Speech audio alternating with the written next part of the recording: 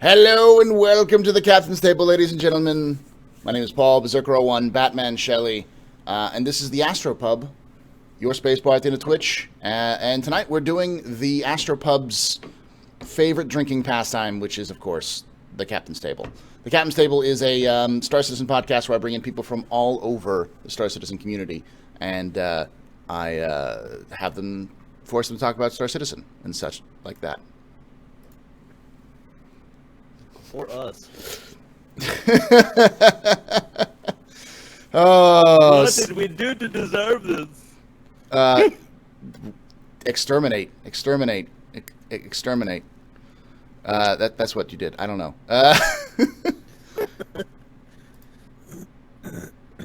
All right. So, okay, cool. I just want to make sure the extensions were working. Anywho, let's go down and do some introductions. The first introduction I have is for the famous person, the absolute wonderfully famous, who likes to make up his own rules because he lives by his own code. Hold on, NVIDIA. I'll explain that in a second. Mr. Meyer _test, famous CIG streamer Meyer _test. How are you? What do you do in Star Citizen? So I actually tried to during the whole intro thing, I tried to be as still as Matauchi, but he is a level above me. He is like taking this, like, what was that craze like a year ago where it's like everyone had to freeze. There was like someone call it mannequin challenge. He is pro number one in mannequin challenge. Good on you, Matachi. There you go. Yeah, there we go. No one told him that it was over. He remains number one. Who got trapped in a wall and then got concrete poured over him continues to this day to be hide and seek champion. Oh God, I love it. So, Meyer, who are you? What do you do in Star Citizen? I am Meyer. What do? I play Star Citizen. I'm also you can also find me in the Bulkheads Machinima where I do voices and stuff like that as well. But yeah, variety streamer, like a space game streamer, and Red Hat guy. I think that kind of covers all my bases at the moment, really briefly anyway. Have I missed anything? Oh, I do a podcast with that guy sometimes as well, every other 2 weeks. Oh wait, that's he's just pointing off screen, just like, oh, that guy. He's not talking about me. He's talking about that dude over there. I swear. Oh, and speaking of that guy, who is that guy? Who is that guy? Yes, I am Darionator, and as you may have noticed, I am the less popular half of the Fortnite Frontier podcast, because of that guy. And some of you may have heard of this, but the rumors of my death have been exaggerated. Not greatly, but still. Germany.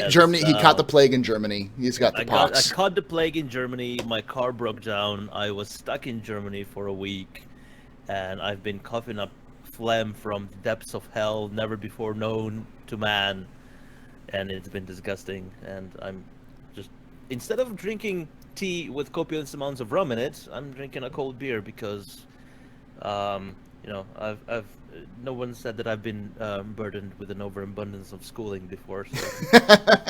Did your car have LTI though? That's the question. My throat better have LTI. Giggity.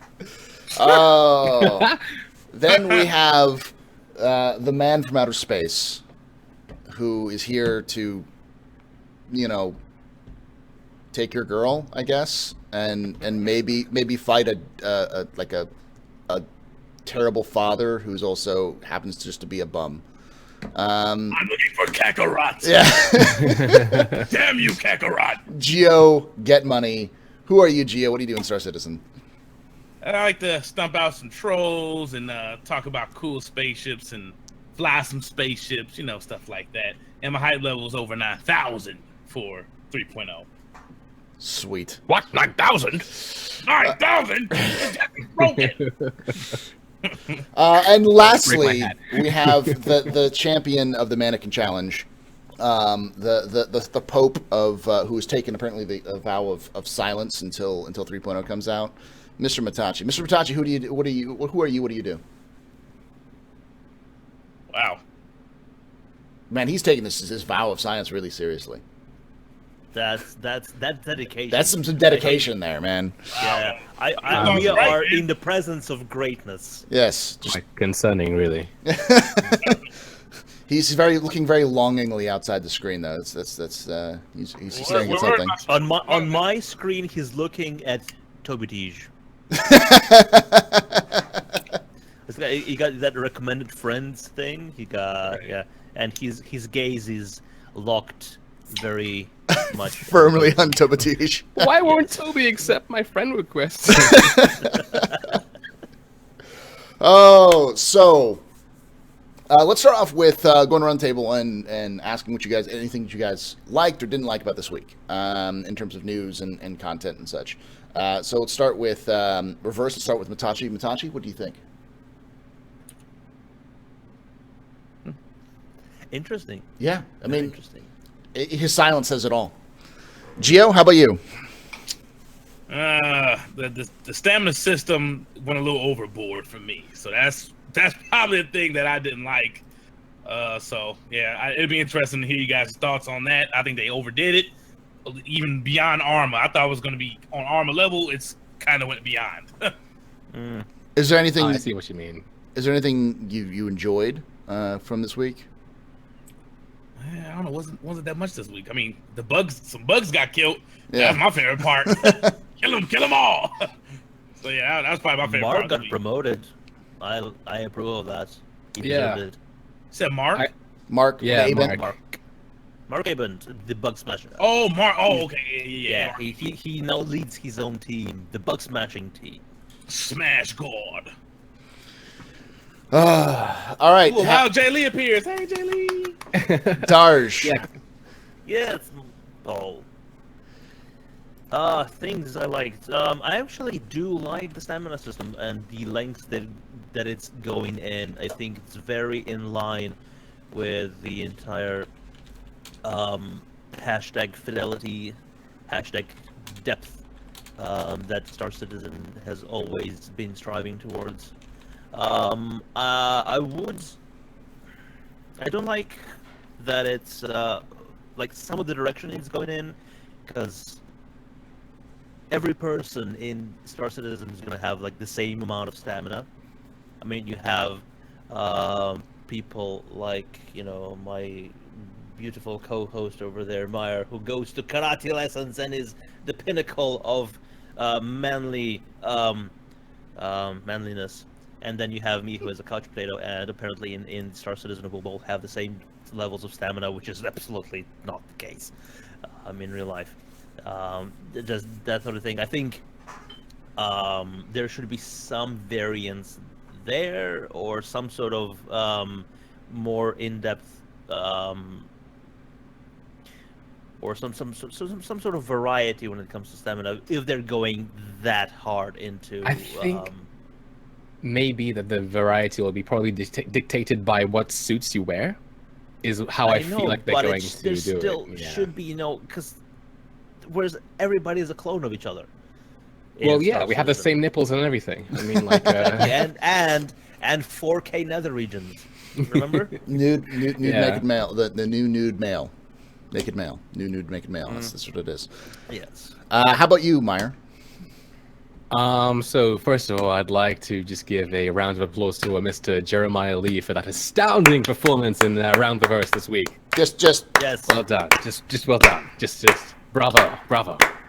Can we all yeah. mime? Can we all mime? snaps. We need snaps. Oh, yeah. Yeah, snaps. Can't pick up it. Yeah. Yeah, honestly, this week alone, I suppose I did enjoy the whole like in-depth kind of thing, like where they told us more about the room system and the stamina system. I mean, like a lot of people in my chat were very similar to that of Geo in their reception of like how in depth they're going. I mean, I feel like a lot of it is just going to be very subtle nuances, and like yes, they're going into detail about it, and that's why people are kind of like they're on edge about the whole thing. But it's kind of just I mean, other games do it, but the way they do it is just like a very binary on and off kind of thing, and like there aren't that many levels of depth to it. Whereas in this, like, you know, like they take into account if you go up and down the stairs, if you squat, if you stand up, and you have a heart rate, you have a suit oxygen pressure, you have like a tank pressure and all that kind of stuff. And I feel like what we'll have to kind of wait, I feel, for 3.0 to come out to kind of have a better understanding and opinion on the whole thing. Honestly, like, I guess, again, like, all I can do is look at the images and say, oh, that looks interesting or nice or complicated. But I feel we have to wait for that specific one to come up before we can really, like, you know, like properly get in there, you know? What do you mean we, Mammal? You played 3.0. He played rest of a us are version. He played a version of But 3.0, wasn't it? yes, The final I one. I played a very, well, I wouldn't say a very different version, but I played a different version to what Or a we're all going to be limited getting version. later on. Yeah, like, yeah, it's basically a demo version. Like, it was more to get people who had never seen anything about Star Citizen somewhat interested in it. So, like, you know, they came onto a planet, they played with some tools, went, oh, that's all right, you know, worth the 2-hour wait, you know, that kind of thing. Like, for instance, in the Around the Verse that we saw, like, the guy did maybe a 3-second sprint, he squatted, stood up, did another squat, and like he was about to cough And up collapsed. yeah, almost Yeah. coughed up a lung. I Whereas, think that was yeah. a bit exaggerated just to Yeah. drive the point home. So, yeah, yeah, I was going to say here's the real facts is that there's other games that have done this. One of the best games that has done this is a small game by Bohemia, the same people who made Arma, called Take on Mars, where your Right. heart rate actually matters before, because if your heart rate goes up too high, you pass out. And I had a couple of one of my mods is actually a surgeon, and she said like that's actually kind of realistic. After a certain point, if your heart rate reaches a certain level, you will probably black out. That's just because of what's going on Yeah. inside your body, especially when you're inside a suit. It's contained. You know, it becomes, and the oxygen is it's not just like free flowing everywhere kind of thing. So, to a degree, I think that's realistic. I think a lot of people were upset about the cuts, and they were upset about the system. But I think those were the two things. Like the cuts were like to shorten. Cuts don't matter. No, but I think they were designed to shorten the thing, so it's not just like Yeah.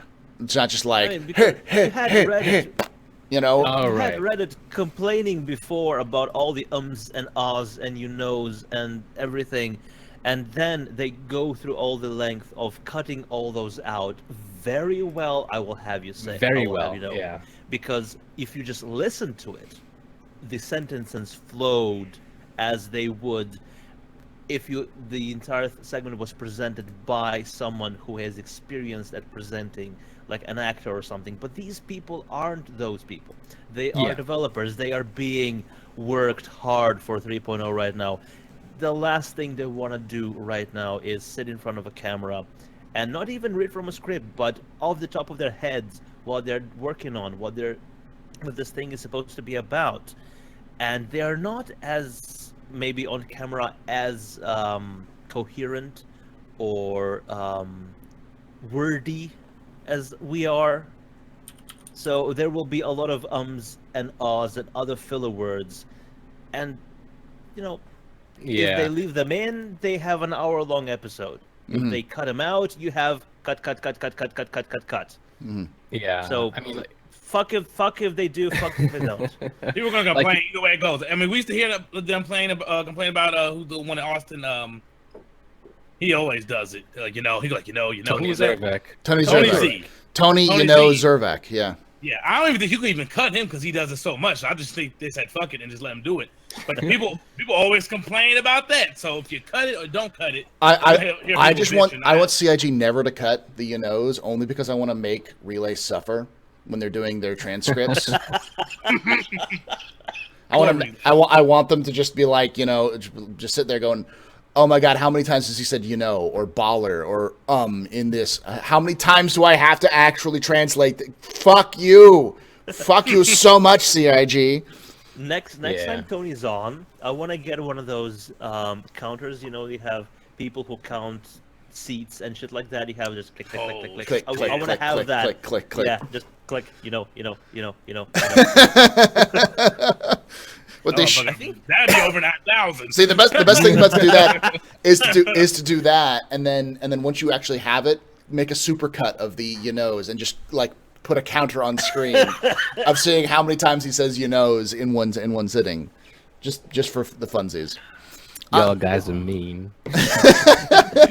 We love Tony, and we love his quirks. And Tony we is make not fun because we love. Tony is good at his job. He is not an actor, and he doesn't That need is kind of tough. and he doesn't need to prove shit. He made the Crusader No Remorse, the Crusader series. So this is his speaking is what we love. Though I do want to like. Wait, he made Crusader No Remorse? Yeah. I love that game. He did the entire Crusader series. He was the one who created it. And I'm guessing the guest giant is named Crusader from Possibly from kinda? him. Yeah. Possibly, yeah. Looks like Three Musketeers. He looks. Wait, he's all D'Artagnan. three of them? He looks like all three in one. Yeah, I am that fat. But God, this guy's so quiet. Matachi, if you want to get on, I mean, we know that you're taking a vow of silence and such, and because waiting for 3.0. And the longer we look we're not around. holding you to it. If you want to come on, we will welcome you. Yes. You're a strong silent type today, man. I must say. We've been asking you questions and you just been staring off. You don't care about us. I see. Oh. He's just only typing. He's only typing now. He's not. There's no. We should have him on with text to speech. That would work, wouldn't it? Yeah. Just as Brian or something.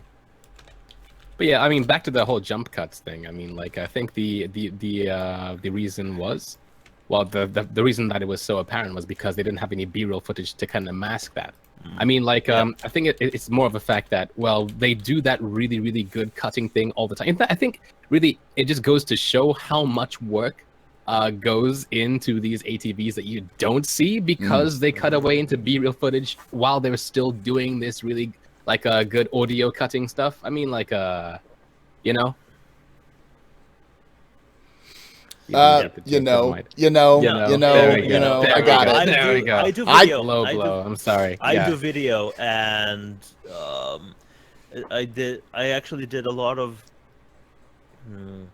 interviews for a radio station that did interviews with people, and there was a guy who was a musician, a very talented musician, beautiful talent for the violin, but most of the time I just had to cut to the moderator just so I could cut his ums and ahs and ahs and everything away, just like they did and like they do on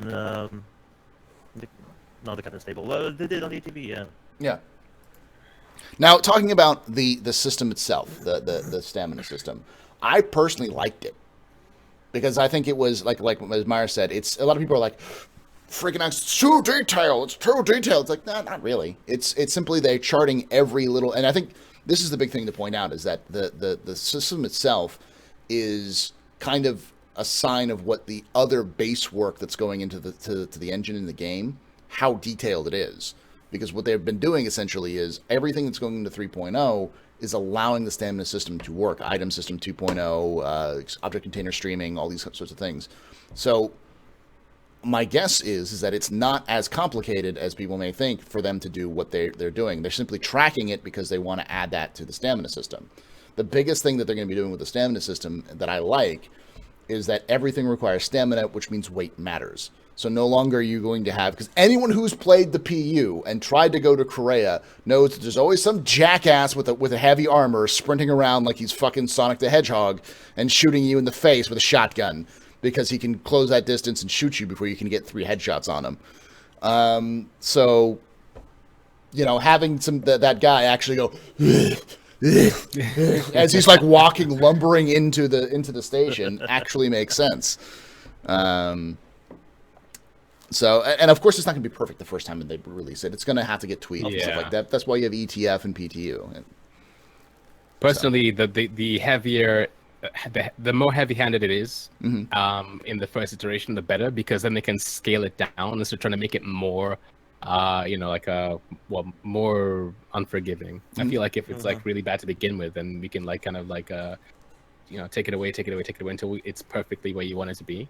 But yeah, it's surprising the amount of people who, I guess the vocal minority or whatever, or the vocal Geo, who's like, it's too much, it's too much too much. Like I have people in chat who are like, but I love bunny hopping. I'm like, then maybe This perhaps is not the Star game for you. Yeah. yeah, exactly. Maybe you want to go play some COD. This is the thing. I mean, the stamina is cool, but like to a certain level, I like when you're sprinting and you're running. If you have light armor, you should be able to run faster than heavy. That's cool. When you're just sitting there breathing and shit's moving in different environments and shit like that, and going upstairs, that's when it gets a little too much for me. Right. Well, but the thing is, you won't notice that if you don't overexert yourself. You won't notice the stamina system in action at all.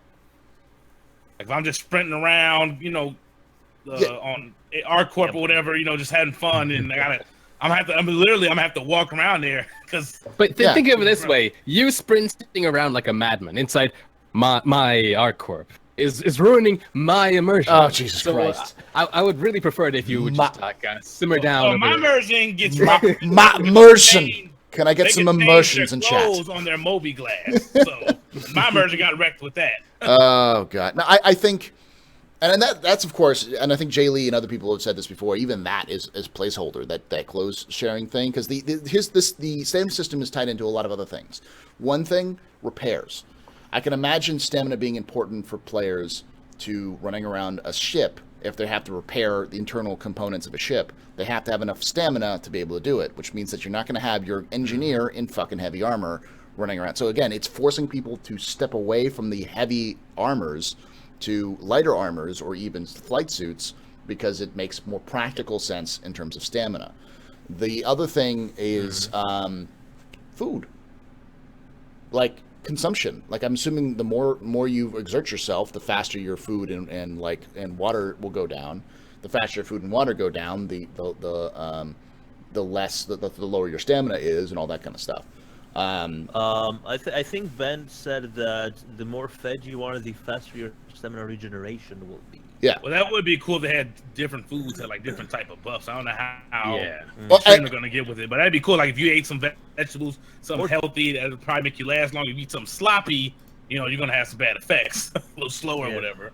Or I want Cookie Mama basically in my just Star drugs. Citizen. Oh yeah, Or just- drugs. Flow. Yeah. Flow is something that has been brought up. So for those who don't know, those who haven't been reading the lore posts, for the past few weeks, even months now, they've been mentioning this drug called Flow, and how it's like it's a performance enhancer that's also perhaps maybe hallucinogenic and may cause you to try and kill the Emperor of the UEE, or the Imperator of the UEE. Even. Yeah. And There's drugs. nothing I don't like about this. So like I wonder how that'll work in the game. I mean, would it be like you take the drug and then maybe you are super powerful, then all of a sudden like it'll then like subsume your crash. character and then it shoots people indiscriminately and then you get control back, or I mean, like It's that scene. It'll be that scene from Grand Theft Auto 5 where you get high and you like are chasing unicorns and aliens and shit like that through. You see Thinking like you see Xi'an everywhere. Like, fuck man, they're everywhere. Duel. Yeah, thank you. I'm thinking the most basic performance enhancer drug will have you boost your stamina regeneration for like 2 hours or something like that, and then you crash for 5 hours, and as soon as you try to move anywhere faster than just at a walking pace, you run out of stamina. But no, and the other thing is that the food versus drugs. But for 2 hours, you will be able to sprint and bunny hop along the battlefield as much as you want. And that's the thing, is that like I think that's and I've talked about this before on the table. I don't know if you guys were here when I talked about it, but the thing about food versus drugs is just like any other kind of thing in Star Citizen, which is like the yin versus yang, or like the rock paper scissors style. Like the idea that some things will do some things will do similar things, but they'll have different drawbacks. Like food may not be as powerful as drugs in terms of stamina regeneration, but you also aren't going to get addicted. Whereas drugs, Unless it's pizza. unless it's pizza, them damn Benny's making pizza now, you know. But so food itself, and a lot of people say, well, I don't want like RPG buff food. It's like if you've ever played PlayerUnknown's Battlegrounds, I think that's the best way of looking at. I never heard of that game. A lightweight buff for food, and like for instance, when you're taking like the painkillers, you actually get a slight buff to your speed, versus but it takes longer to do it with energy drink. Or it takes more energy drinks to do the same thing, and you can think of it that like that as well. Like maybe perhaps even because that's a very traditional video game mechanic with food, is that your health will regen with food slowly, not like Call of Duty, like you wait, or like Halo, you wait 5 seconds and just suddenly like whoop, but like your natural health will come back in a slower pace, because it's not actually a bar now, is it? It's just like a line. In terms of like your heart rate or something like that. I wonder The if EKG monitor. Yeah, I wonder if they'll ever like implement like the ability to like basically mix drugs. I mean, like pharmacodynamics. Like, you know, you take this drug, you're fine. Take this drug with it, you might die. You know, like I think that'd be kind of interesting. Like maybe you could like it might not even be written. It might not be documented. But like maybe if you take like a dosage of carrots and then you take like flow, then you become superhuman or something. You know, like it'd be really interesting, because you'd have people who would be like scientific drug addicts, and like that's what they do in the game. Like they find everything, they eat it, and they combine it to see what kind of effects they make. You know, but I'm gonna make brownies. That's what I want to do. Just make edibles. So you'll get the best of both worlds. Edibles. There you go. Flow edibles. God damn, man. Or should it be floatables? But What's up, guys? That's the thing. Hey, it's Senor Matachi. He's actually trying his he's doing his ventriloquist act right now. I am. Watch my lips never move. Yes. Amazing. Yeah. Yes, as I said before, we are in the presence of greatness. Yeah. No, out the food thing, and I was like, "Oh, I got to get in there." Yeah. So where's my food? I'm hungry. This is the problem, is that whenever we bring up food in Captain's Table, I'm like, God damn it, I'm so hungry, because I usually don't eat before right? this. Just like, Yeah, I was good until we mentioned that. That's all. You actually have a chance to do something about it. It is 15 minutes to 1 in the morning. Where the fuck am I going to get food at this time of day? Make Just- them just Whatever. Hopefully, a refrigerator. yeah, live in the United States, where we can get 24-hour food anywhere. Like I can at 3 o'clock in the morning, I can step out the door and go get a Whataburger. Yes, they can be a fat jealous on fucker that. like me when you grow up. Wake up at night, go get a fucking 2 for $4 Big Mac. America, baby. There you go. Yeah. No, but so with the food buff thing, do you think that they're actually going to be able to do like the occupation of like a chef in the game, or do you think it'll be like NPC based, like you'll just store food and you'll have like an NPC chef? Or I something would for this like thing? for them to have a chef as an occupation. It's not something they have to do at launch, but it's something that if they did eventually, it'd be really cool, because it also supports farming and hunting. Like those mechanics, which we know that they want to do, and farming is already in the game. Oh, can you imagine then, like wild Vandul goose or Vandul liver in a gorgonzola sauce with some pasta and shit like that, and that would give you as much of a buff as like an entry-level drug. Yeah. See, the buff And thing without all the negative consequences. That'd be the cool. buff Yeah, thing yeah. worries me a little bit. As long as they keep it at, Hello? or you could run longer and stuff. I think the challenge for me is I don't want to become a stat game. You know what I mean? Yeah. Because they've taken stats and skill points out of the equation up to this point, and based on your player skill. But I don't want it to be, well, if I have 15 Vandul cheeseburgers and I store my suit, I can outrun you across the moon and then kill you. I don't want it to be some weird thing like No, that. Do you guys remember Cheeseburger Commander? I do. Well, no, like that's the reason why I bring up PUBG and its food system, because it's actually, I think, a good example of like the like light food system, being able to have some things which will give you slight buffs, but nothing that's game breaking, something that'll let you run a little bit longer or aim down sights a little bit longer. Well, how do you eat your sandwich when you got your helmet on though? That's the thing, is you have to eat beforehand. We're talking about like a passive buff over time, not an active buff that's like 30 seconds. But the thing is, if you get a buff for a certain amount of time, I think in any case you should get a debuff afterwards. Yeah. Or, But there drugs should be consequences to getting an advantage. Yeah, drugs. Especially with Banu burritos, right? God damn.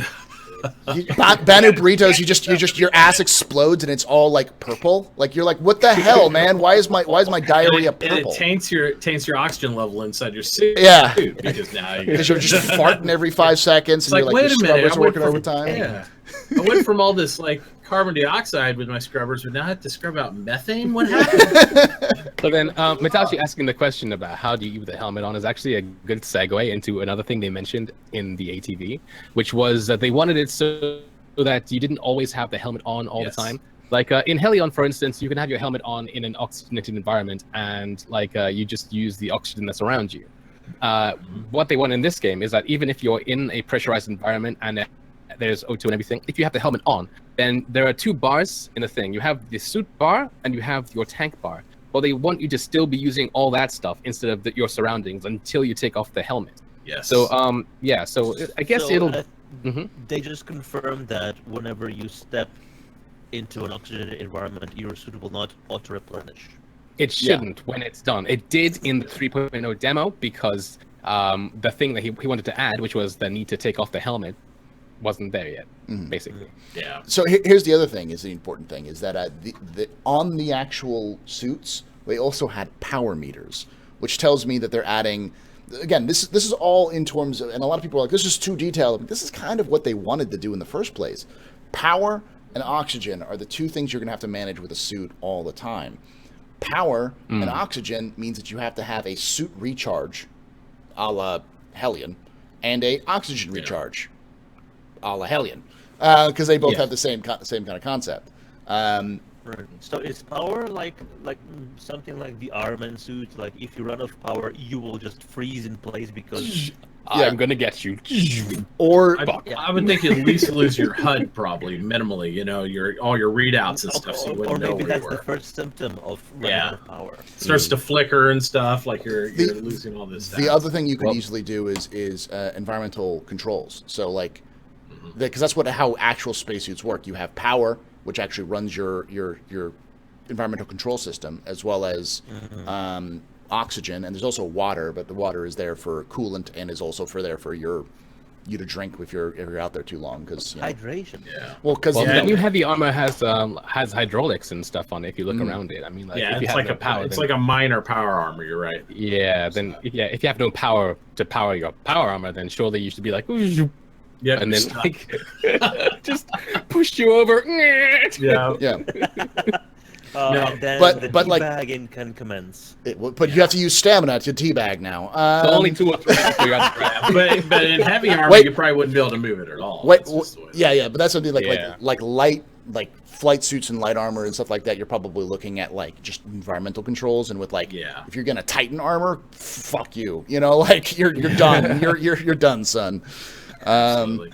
But I think the other thing that they're encouraging to take our helmets off is because the gameplay that you'll be able to do eventually inside the modules, inside like actual air-contained environments, would it'd be advantageous for you not to have your helmet, because you'll be able to see, you'll be able to manipulate better, things like that. Because they want to create that experience where we're doing something in this contained environment, and then if there's a depressurization or something, you have to race to get your suit on. You have to worry about that and mitigate those factors as well. So I think that's really exciting. I'm more of the guy, if they let me, I'll leave my suit on 24 hours a day. But they're not going to let me. They want me to experience that. Because the bulk that you're wearing on your back will interfere with the chair that you're sitting on. And Yeah. With a full heavy armor, you're gonna be sitting on the edge of the city because you have the jetpack and all the power stuff, and then the weapons and shit like that. And you'll be like, this is, I'm flying right now. Yeah, this is not happening. Exactly. So that's why, for flying, I'm totally. Well, I support that from the beginning. The fact you couldn't. Hold on, guys. Eh? What happened? Sorry about that. I just reset our thing to try to prevent the robot. Try. Right. Go ahead now. Try Darsh. Hello? Oh, damn it! He's still roboting. Okay, never mind. It's got a little bit. Well, I think but a lot of these issues with the robot sounding voices is because Discord's servers get overloaded. I think is They the do. issue. Yeah. Am I still robotic? No, you're good. Yes. there'll be a little bit there, here and there probably, but that's it's just Discord the way it happens. So I will. Go ahead. The advantage I was going to say to not allowing us to have your helmets on 24 hours a day like I'd have is you don't have to worry as much about campers or snipers or somebody. Rob just sitting out on the moon surface watching the module front door for 2 to 3 hours, so that way the first guy comes up there and just pop you. Yeah, because you're not going to be able to sit there perpetually and do that because now we can. Now I can float out in space and just wait for somebody at Korea until somebody shows up, kill them, take their ship. Well, I have to worry about oxygen levels. I have to worry about all these other things. And if I didn't bring a backup ship to get out of there on my own, I'm totally at the mercy of my environment. I'm like, well, if I can't get in and recharge my suit, I'm going to die. Suggestion then for you, Mitauchi. You take an Argo to where you want to snipe from, power it down so you can't be scanned, keep the Argo stocked with extra oxygen tanks. Yes. Then you can camp for a little while longer. But see, that's cool because it makes that gameplay, you have to think it out. And you have to plan it and you have to pay for it. That's the big thing. Yeah. And it's risky because somebody may see your ship, even though it's powered down. It's more risk than a guy sitting in the shadows by himself just camping it out. Yeah. Plus, oxygen is pretty explosive, so It reminds me of that episode. Hilarious. It reminds me of that episode of The Expanse where the guy got ejected from a ship and just left behind in a spacesuit in the middle of nowhere in space, and then they just cut from there. Yep. Like, what happened to him? Did he die? I assume nothing good. Actually, no. He comes back. Spoiler alert. Aw. You know the kid in the raid who talks with. Oh, that was doctor? the asteroid incident where they got abandoned, right? Yeah. They did get picked up. Yeah. Yeah. Oh, okay. But the last one is what was it? The last one I wanted to talk about, the other big thing about stamina that it affects other things is I honestly think what you're doing in a ship, like how you fly your ship, will affect your passengers. So like So like if you're just sitting there like hitting like ridiculous G-forces, your passengers will pass out. However, if you have stamina, the stamina will affects your like how quickly you pass out and stuff like that. So having things like being able to sit in seats to get your stamina or to like kind of hold your stamina back, it prevents people from like it'll add to that G like blackout experience sort of thing. However, they also mentioned that there are 2 breathing systems, one for when you're a pilot and one for when you're not.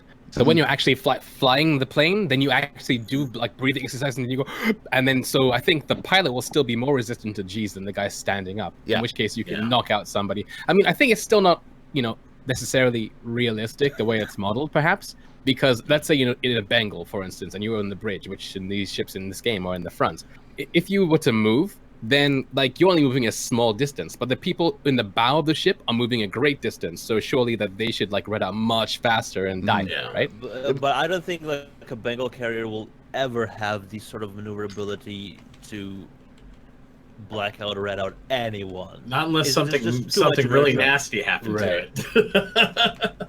Like breaks in half. Something even bigger crashes into it. Yeah, because just the amount of inertia a Bengal carrier has will contradict any sort of blackout. But it's a pilot in a smaller ship like a Gladius. You actually, I think it's similar to like a modern day pilot flying an F-15. Their suits actually plug into their seats, so they're getting all the pressurization readouts from the ship itself in a smaller ship. So I think that's why they don't expend all their extra oxygen or anything like that, Mm. in theory, in space. Because then when they eject, that timer would start on your flight suit. Like, okay, now you're not anchored to your plane anymore. You're going to have to start counting down. Yeah. You got 2 hours of air left. That's it. Yeah, but not just that.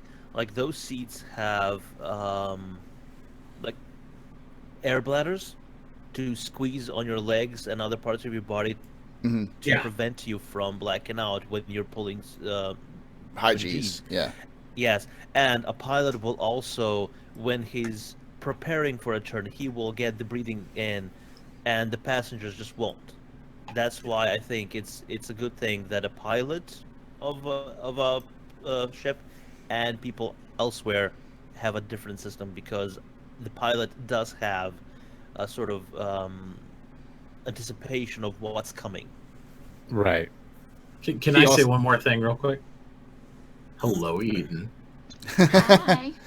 Sorry, I had to say. If you guys Hi, Eden. if you guys want to join the actual video as well, you guys can join in on the call, which is in the chat. And I'll I didn't add want to you guys screw up in. all your frames. No, it's cool. Me neither. It doesn't work like that actually, because of XSplit and Zoom. Yep. They work really well together. So I'll just Yeah, do with the it. sourcing. We were playing with that last Fancy. night. It's cool. And while you do that, I shall go grab another beer. I think it's time for a pause, I think.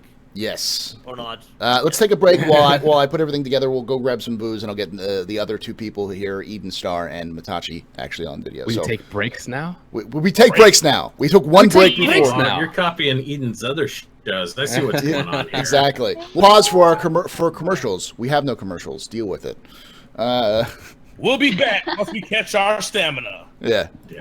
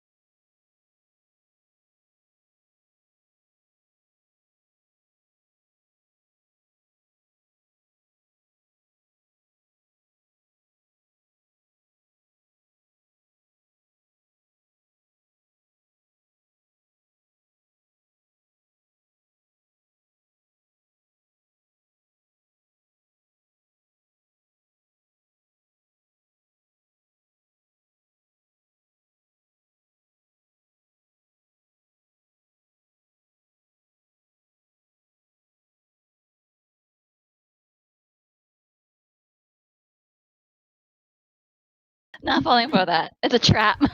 Damn. It always used to work with my biology class. Hold on. Here it Lab goes. worker. Wait for it. Bam! There we go. I actually have people in here now. Woo! Alrighty, guys. So Now it's a party. let's get back here. Some joker decided it was a good idea to request a song at full blast. Wrecked. So I was figuring out what the heck it was, and I realized that I still had song requests on for my bot. So someone's like, Yeah, my neck hurts from staring down at the floor for the last hour and a half. yeah, it's I don't know. What's that out? There we go. I'm good. oh yes. All right. So continuing on our discussions before. Let's start again. I like this version of Eden. She looks like a tiny snack. Compared to look at the. I got it. It'll be better. All right. So No, it's fine. I'm just kidding. So the was for Eden Star and Matanchi, was there anything this week that really stood out for you guys in terms of content that you guys liked, didn't like? Eden, you can go first if you want. Not too exciting this week, I don't think. There was a lot of detailed information about, which was great for people who love all those technical details. Nice to see CIG and the devs explaining like the process that they're going through to get all these things into the game. So it's a good glimpse of the game development process. But for those who are not into too many technical things, it was a bit long of a TV. Yeah. Mm-hmm. I was fine with everything. It actually, them going that far in depth with the stamina thing actually made me feel better, because I've been one of the very vocal skeptics about how much they need to go overboard with stamina, because I was always worried that would impact gameplay on a negative connotation a lot, especially when it comes to like the module like Star Marine, because I really like as an esport, and then have full in the PU. So I still hope eventually they decide to make a game mode in Star Marine that keeps it kind of like it is, only with less bugs, and then keep a mode that's realistic. And I'd also like to see like a instant death match, like you only get one life, all these different modes inside there, because I think it's a bad idea to throw that away. Just offer more modes and abilities like that, because you'll get all the different types of people wanting to check it out and play that, especially in a tournament type thing. Actually, you're right, because yeah. Star Marine is a game within the game, and the game within the game should not have the stamina thing. No, that's here's what the thing. Only the PU. I think you need both, though. You want people both. that want to train for the real game, though. In that they do, they don't want to. Of course. But I think you need both modules. But then, as far as like what we did, like when I was helping Paul with the tournament, with Texas and everything like that, you want that fast action. You want those call outs. You want that esport feel to it. And I hope they can maintain some of that too if they implement that in there. But as for the PU, it makes perfect sense. I mean, we're going to get that type of helmet gameplay that we want, where you can depressurize and get that stuff. But it seems like they're going and giving us a lot of technical information. And I had a lot of my audience tell me that I don't want it this complicated. I don't want to have to worry about all that. Well, unfortunately, I think you're going to have to, at least to some degree. You might not have to min-max it like everybody wants to. The PvP players will want to min-max every way we can. But I think generally, as long as you're not putting yourself in some weird precarious, I'm going to camp out and snipe a guy, and I have to make sure I have enough oxygen to survive for like 3 days and all that stuff, I think you'll be fine. I don't think people need to worry too much about that. As far as the multiple game modes in Star Marine are concerned, I also think that it's a good idea. But at the same time, I think it's a pretty important thing to consider as well. The fact that there are right now currently there aren't that many people playing. You have to think about the future as well. Like, do you think that when 3.0 comes out, we're gonna get a huge? I mean, we are, but like, how long is it gonna last? I think Star Marine for some of us, has been the only reason we log into the game right now. But unfortunately, so buggy. It's so buggy. I mean, it is worse than the baby PU right now. Yeah, because you have bad hit detection, you have all these other things, but it helps break up that monotony. You know, it's something you can always find somebody else in. And in the mornings, I'll play in the EU time zone, and in the night, I'll play in the US time zone. So that way, I get people to play with. But my point is that, like, if you were to add like a whole bunch of like cool game modes, is that you end up risking splintering the community, because like, you know, you'd have people who want to play this, people who want to play that, and you have the similar thing right now where like you can't get 4 people in an instance to start with. I think as long as they work through the bugs, they don't need to go ham on it right now. I think if you work through the bugs, you'll see that audience grow huge for that. And then you can add more game modes as it makes sense. I don't want them to dedicate a whole lot of development to it. I just don't want them to erase what they already have and then add in another type. And then you're going to lose all the people that currently play it. And you're going to have to hope there's a new group that comes in.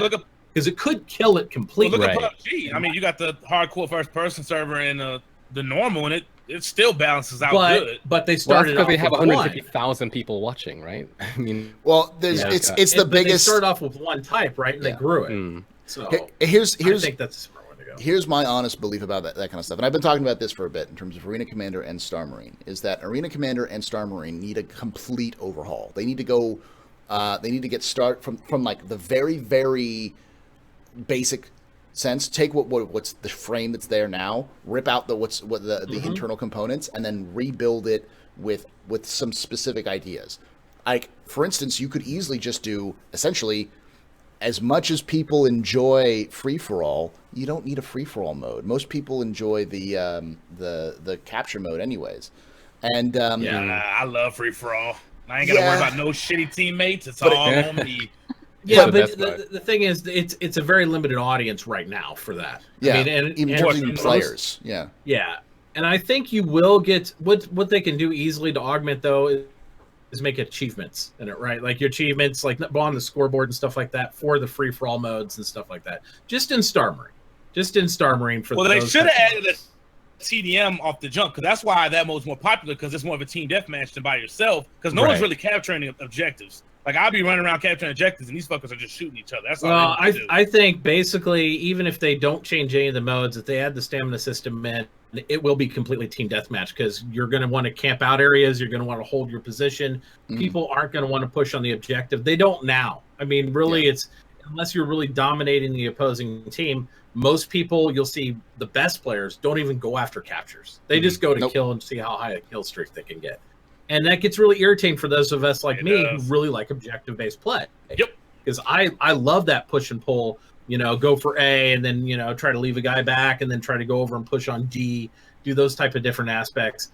And they've muddled us all together. If somebody wants to say, hey, look at my kill ratio, I'm like, well, that's great. That's a great kill ratio on objective.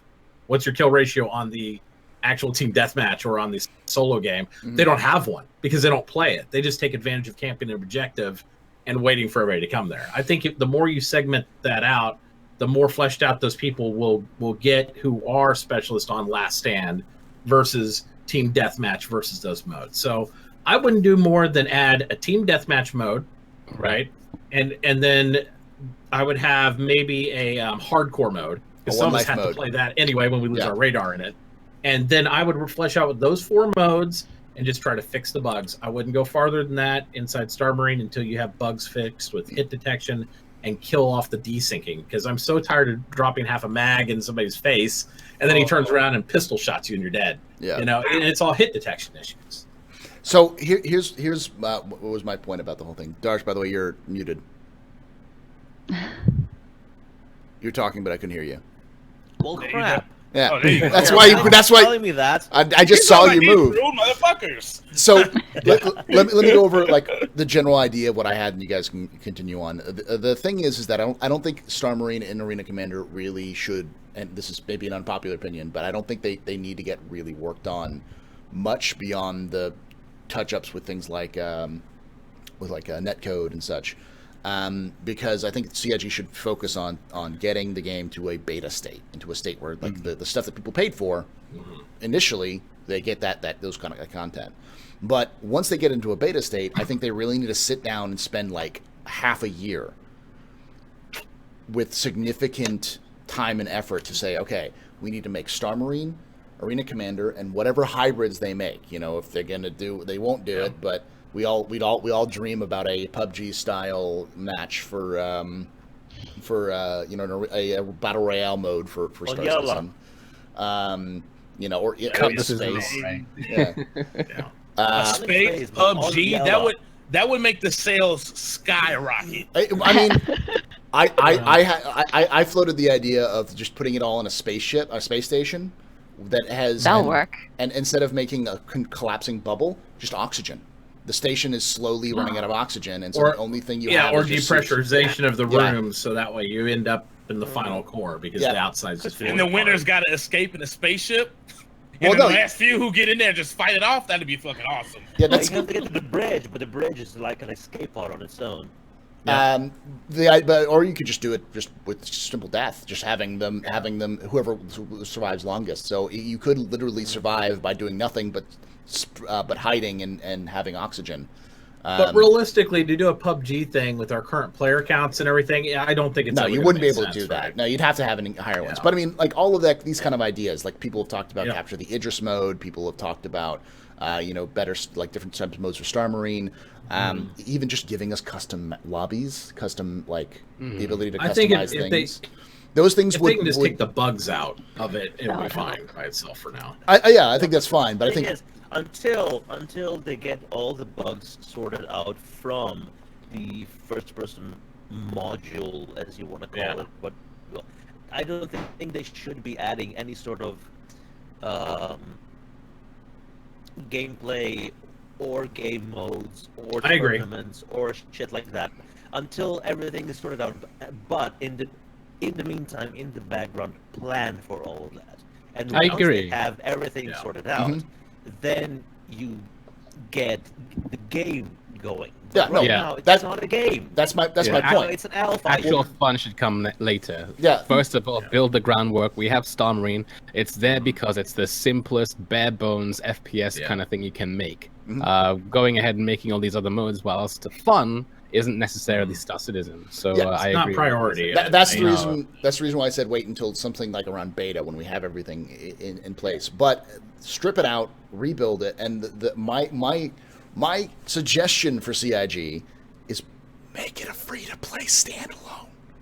Because if you make it a free-to-play standalone, people will play it. Because people have been look how many people go to free flight. You know, when free flight happens, they always pop into the game and they're like, "What's this game about?" They didn't do any of this shit. I'm surprised. Yeah, well, because they didn't want people to be fair, if they just fix Yeah. the bugs in the current state, the tournament type stuff that the community tries to do in there would not only be more solid, they could actually do the same thing the CCP does with EVE Online and have actual organizational tournaments and stuff that CIG hosts for both Arena Commander and inside that. But they don't do that. And it would be nice if it was stable enough just to do that, because then you'd be able to show the best and how much fun and the actual depth of like what can be done just in a little module. You know what I mean? And it helps them market the game. Okay, so my argument for them not making a specific aspect of the game free to play the entire time is simply, well, I mean, like, remember DayZ? Like, or remember Arma 2?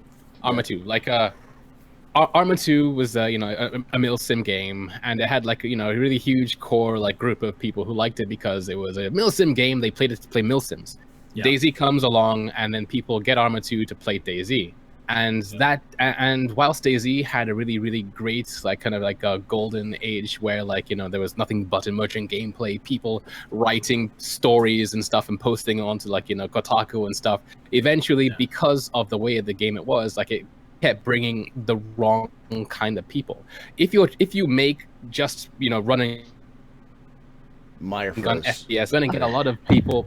You're back. Froze? You're back. Yep. You're back. You're right. He was like, If you get a lot of like run and gun like in, you know, like oriented players coming to Star Citizen to play run and gun, and then they then go, oh, what's Star Citizen? You're going to get a lot of these people who are, from the more, I suppose, toxic kind of environment, like things, who are not necessarily going to be invested in the kind of game that Star Citizen wants to present. So I just kind of feel like it's a double-edged sword there. You get more people, but the quality kind of drops because, like, I wouldn't make it free. I would say as the packages and gameplay go up, it's something inherently that we got for free, if you want to put it that way, and because we paid for the base game and all that stuff. But I'd say going into 2018, maybe break it off and make it a $20 game or something like that. If you can fix it first, if you can make it solid, whenever, or even when you get to beta, they could buy that as a standalone for that. Most people won't migrate over unless they pay for that game, so it'd be a separate deal. Yeah, well, and that's the thing. The reason but we why get I it said, inherently because we're original backers when that came out. Yeah, no, of course. You should get a discount if you got first into Star Marine and then you want to upgrade to the full system. The idea is that you've got literally probably more than likely you'll have Star Marine, Arena Commander, and some sort of hybrid between the two when they do capture the Idris mode, because it's something that they want to do in the long term, and possibly even more. So you have these things all in one package, which have nothing to do with the actual PU, with the MMO, but people like them and people play them, and those things are the kind of things that people will be attracted to. A good, solid standalone FPS or like spaceship combat game or something that people will play, but they won't necessarily want to pay for an MMO just for the game. It's not like It's actually very comparable to DayZ in that people purchased. The reason why DayZ was so popular as a mod, 100%, was because Arma 2 was old by the time DayZ came out, and so Arma 2 and its expansions were like $30 or $20. It was like paying $20 or $30 for DayZ, which was, even the mod alone was many people just thought it was worth it. It was worth the kind of cash. Yeah. So that's the important part. Bring back the Arena Commander Pass with Star Marine, something like that. Like an Origin, or not Origin. What is it? Electronic Access Pass. But it's just an idea down the road, because I think they've got something that's great, and I think it's good for practice. But I think they could leverage it to make more money from people who wouldn't be interested in Star Citizen but are interested, like Squadron 42. People are interested in Squadron 42 but not Star Citizen. They're not many, but they exist. So why not leverage that concept? And I don't necessarily flesh out more. Yeah, and I wouldn't do it again until, like Paul said, until we reach more of a beta state where they can focus back and clean up Star Marine and get it actual playable state like that. But I also don't feel that you're going to get the same any more or less toxicity by having FPS players in, for this reason. We already have some toxic people in the community. And even though we don't like to say that, we don't have. How? What are you talking about? You all suck.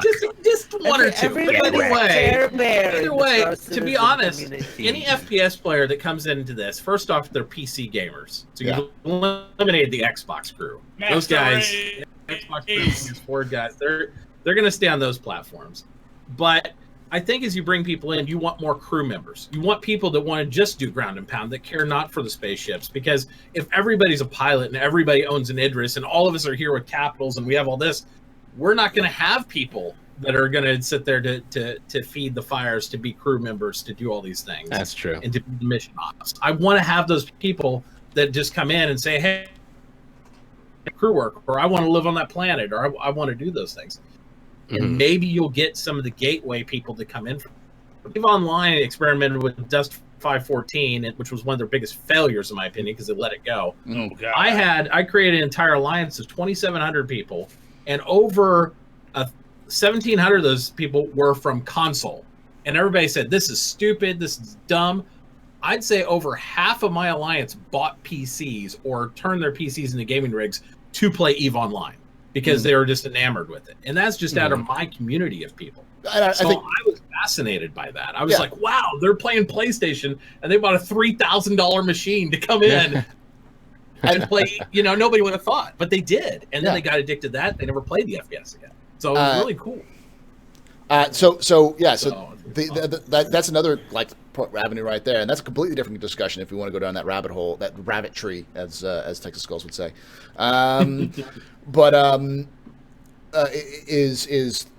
I mean, this is something. This is so. By the way, guys, if you're your first time here at the Captain's Table, hi, this is the Captain's Table. We don't know shit. We just spitball and talk about crazy shit for the entire for like 2 hours. Hopefully, sometimes it's 4. Yeah, the topic goes directly straight this way. Yeah, so sometimes we'll talk about stuff that's relevant to the game right today, tomorrow, in like 4 hours, and sometimes we talk about stuff that is so pie in the sky, outrageous that it'll never happen in the game. But that's just kind of how we work. So speaking of, go on. I was gonna say, speaking of pie in the sky, outrageous. One of the things they could do, for instance, to justify a console release. I know I just said the console release after we talked about PC, but it's okay. Console peasants can get our scraps. They can get our scraps. That's how that works. That's what they're gonna do with PUBG. Yeah, they get our scraps. This is fine. That's how it's supposed to work. And and I honestly, Where were you going with this? So brutal, man. You just lost half your audience. Yes. Console. I saw it. The numbers just went. God. Yeah, 80% of your viewers are watching on Xbox right now. Yeah. But the point I was making is that what you could do to make a console release of, say, something like Squadron 42 palatable for people at a $60 price on like a console, package it with Arena Commander and Star Marine. Like your multiplayer mode is Star Marine and Arena Commander, but your single player game is Squadron 42. So. Do you think they like when you're on an Idris, they will have rooms full of these sim pods. Mm-hmm. Like in Squadron 42, I really don't see how it could not just go, okay, you got 2 days of downtime, do whatever the fuck you want. Okay, I'll go to the sim pod and play some Squadron 40. Star Marine. Yeah, well, it's not necessarily like that. It's like Wing Commander, where you had the training thing where when you're in your downtown, you go to the training like arcade machine Or and play that, it. yes. You know, same concept. But yeah, no. But the idea being. But yeah, I support you. I mean, it could totally work. I mean, even in lore, it would totally work. Why Squadron 42 would be packaged with Star Marine? Mm-hmm. Yeah, you kind of package Star Marine as a separate thing to Star Citizen.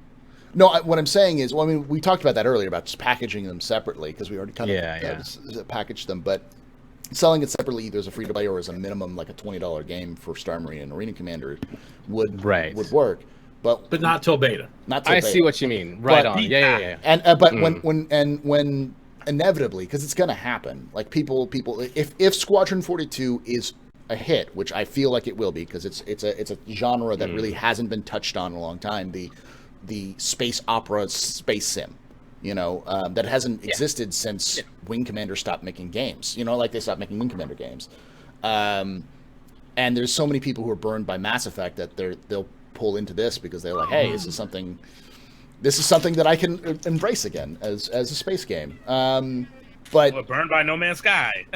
So as a single player experience, I think it'll be pretty popular, and I think as a result, it'll inevitably be ported to a console. And they've talked about it before as a possibility. I mean, by that time we're talking about the next generation of consoles, so it probably can handle it and all that kind of stuff. And we're not talking about the newer ones are already doing 4K 30, like the Xbox One X. Yeah, they say it does 4K 30. Yeah, but with like Half-Life 2 graphics. So.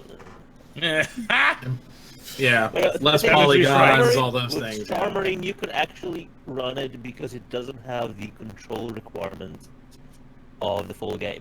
Yeah, you can't play the full game on anything but the keyboard because you need the entire 104 keys. Mm-hmm. Even double mapped.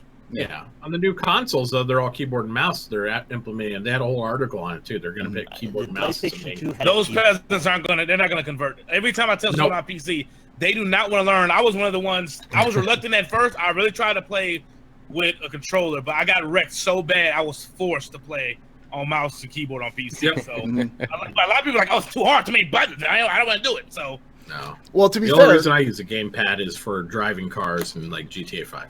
That's it. Yep. Rocket League. Every time I whip this bad boy out. Yep, that's it. And I was to say this is my Steam controller. It has like an inch of dust on it. Shit is trash. I got one of those. The only good thing I got out of that controller was free Rocket League. So that's how you really feel, Gio. But no, I think actually that's a good point. I think there is going to be a case for like buggies. You know, like buggy driving. I think will be Or if we could drive them with our joystick, that'd be cool. Yeah, but even joysticks are a little bit more sensitive. Like these controllers work really well for the ability to drive. I mean, GTA is a good example for driving with it. There are other car games out there drive where my this Cyclone works a lot better because of the dual stick. The dual stick becomes a little bit more control over like how you're driving. So. It'd be awesome to drive your Cyclone or your Rover with an actual gamepad. That would be cool. Oh yeah. Alrighty, so we'll move on to the question and answer. We actually had a very limited. Go ahead. Before we do, so like, Why don't people tell me I'm robotic? God damn it! I did like several times. But you're not robotic now. Where? You're not robotic now. You're fine Not right now. now. No, because I reset everything. You're robotic and it's now. just Discord. God damn it! But it's not you, Darj. It's everyone. It happens. It spurts to Meyer. Yeah. It spurts to Mitachi. It spurts to Geo. It spurts to Eden. It's just it's spurting around. I'm not robot. I'm a Saiyan. Damn it. Discord is not being What he's trying to say is we're all then Cylons, we realize and it's we're building our basically inner just selves. Paul's connection. It's probably my connection. It probably is. I probably need to start resetting my router every time So Go ahead. earlier, I wanted to quickly segue into something because you guys are talking about crew. You're talking about the room system and how you're going to be able to see different concentrations of gases in the air with your Mobi-Glass. Well, one of the devs, I forget his name, mentioned also that you're going to have to keep that in mind, like the certain oxygen concentrations and stuff in individual rooms, because if you were, say, transporting an important guest who was, say, a Banu, who may or may not have the same requirements that you do for oxygen or other gases, you might kill him. And and conversely, if you are a passenger on like a Banu merchantman, you're probably going to need to have that suit on 24/7, and otherwise you might die or pass out or that kind of thing. So it made me think about like kingship raids and stuff like that. They're going to have to be timed, because what if the Vandul don't have the same requirements for air that we do? So you invade a kingship and you're burning out oxygen and stuff as you're going to attack them. So you have this time limited thing as well. It kind of made me sad for the prospect of, say, multi-crew multi-race ships, because of course they would have to do the whole Quarian thing where they couldn't remove their helmets or whatever. So that's a racist ship. Is that what you're telling us? Well, here's the thing though, that actually points out a good point.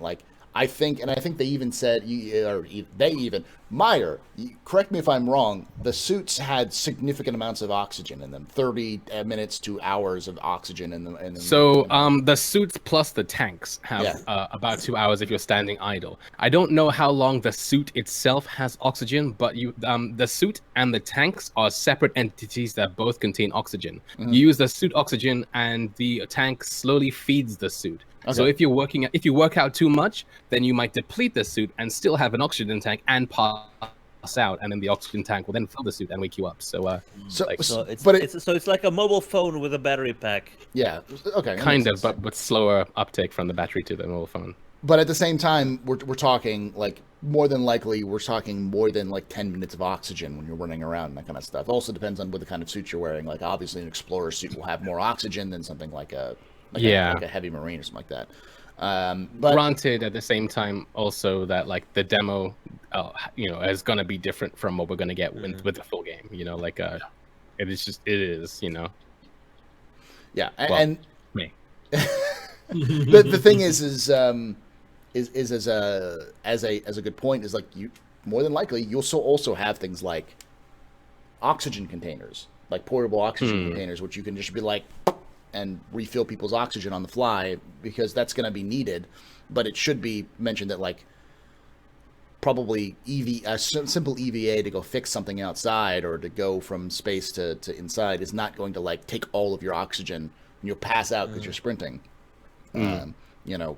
because you're sprinting so quickly because you're like, I'm gonna run out of oxygen, but like, but trying to take an entire capital ship floor by deck by deck, slowly is gonna take a lot of oxygen and time. So you need to have definitely, yeah.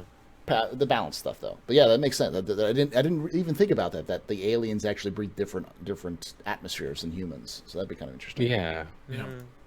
All It right. also depends how different they are, because they could just wear one of those rebreathers too. Like if it's like a small thing, I can't remember which movie we're showing. Hold on. Star Trek: The Next Generation had a species where it had like he was wearing a thing on, and it was actually projected out and had like smoke. I can't remember the race or anything, but I remember seeing that. They almost did like a dried ice effect, but it would just change enough of the atmosphere for him to be able to mix with the current atmosphere for everybody else, and it wouldn't do it. So hopefully they'll go with that type of method. If we ever go to the multi-alien race crew type thing, that'd be awesome, because then they wouldn't have to do the helmet thing, because that is kind of lame. I don't like it when they have to include everybody in helmets. And the other thing is that we do know that like there are Xi'an colonies that are Xi'an human colonies. So we know that the Xi'an and the humans probably share at least some pressure and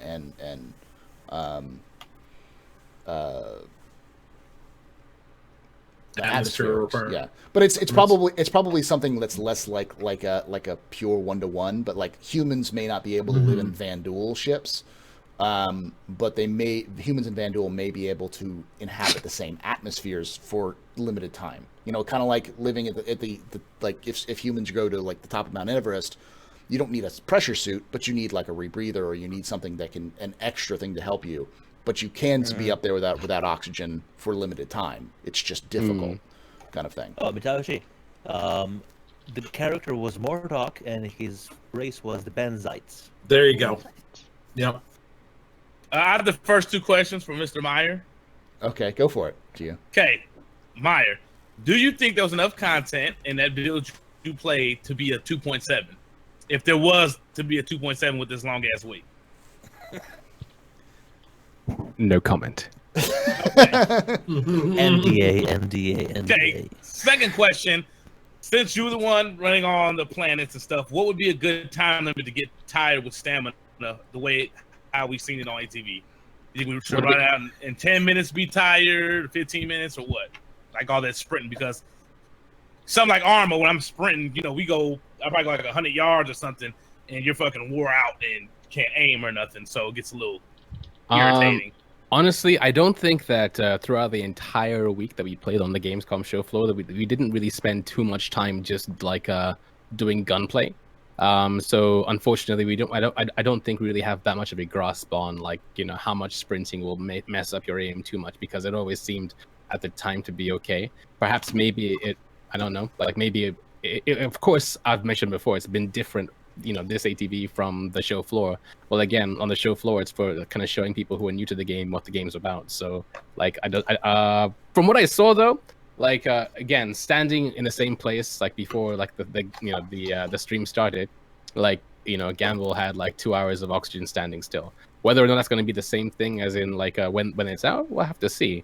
But I think that it's okay for now.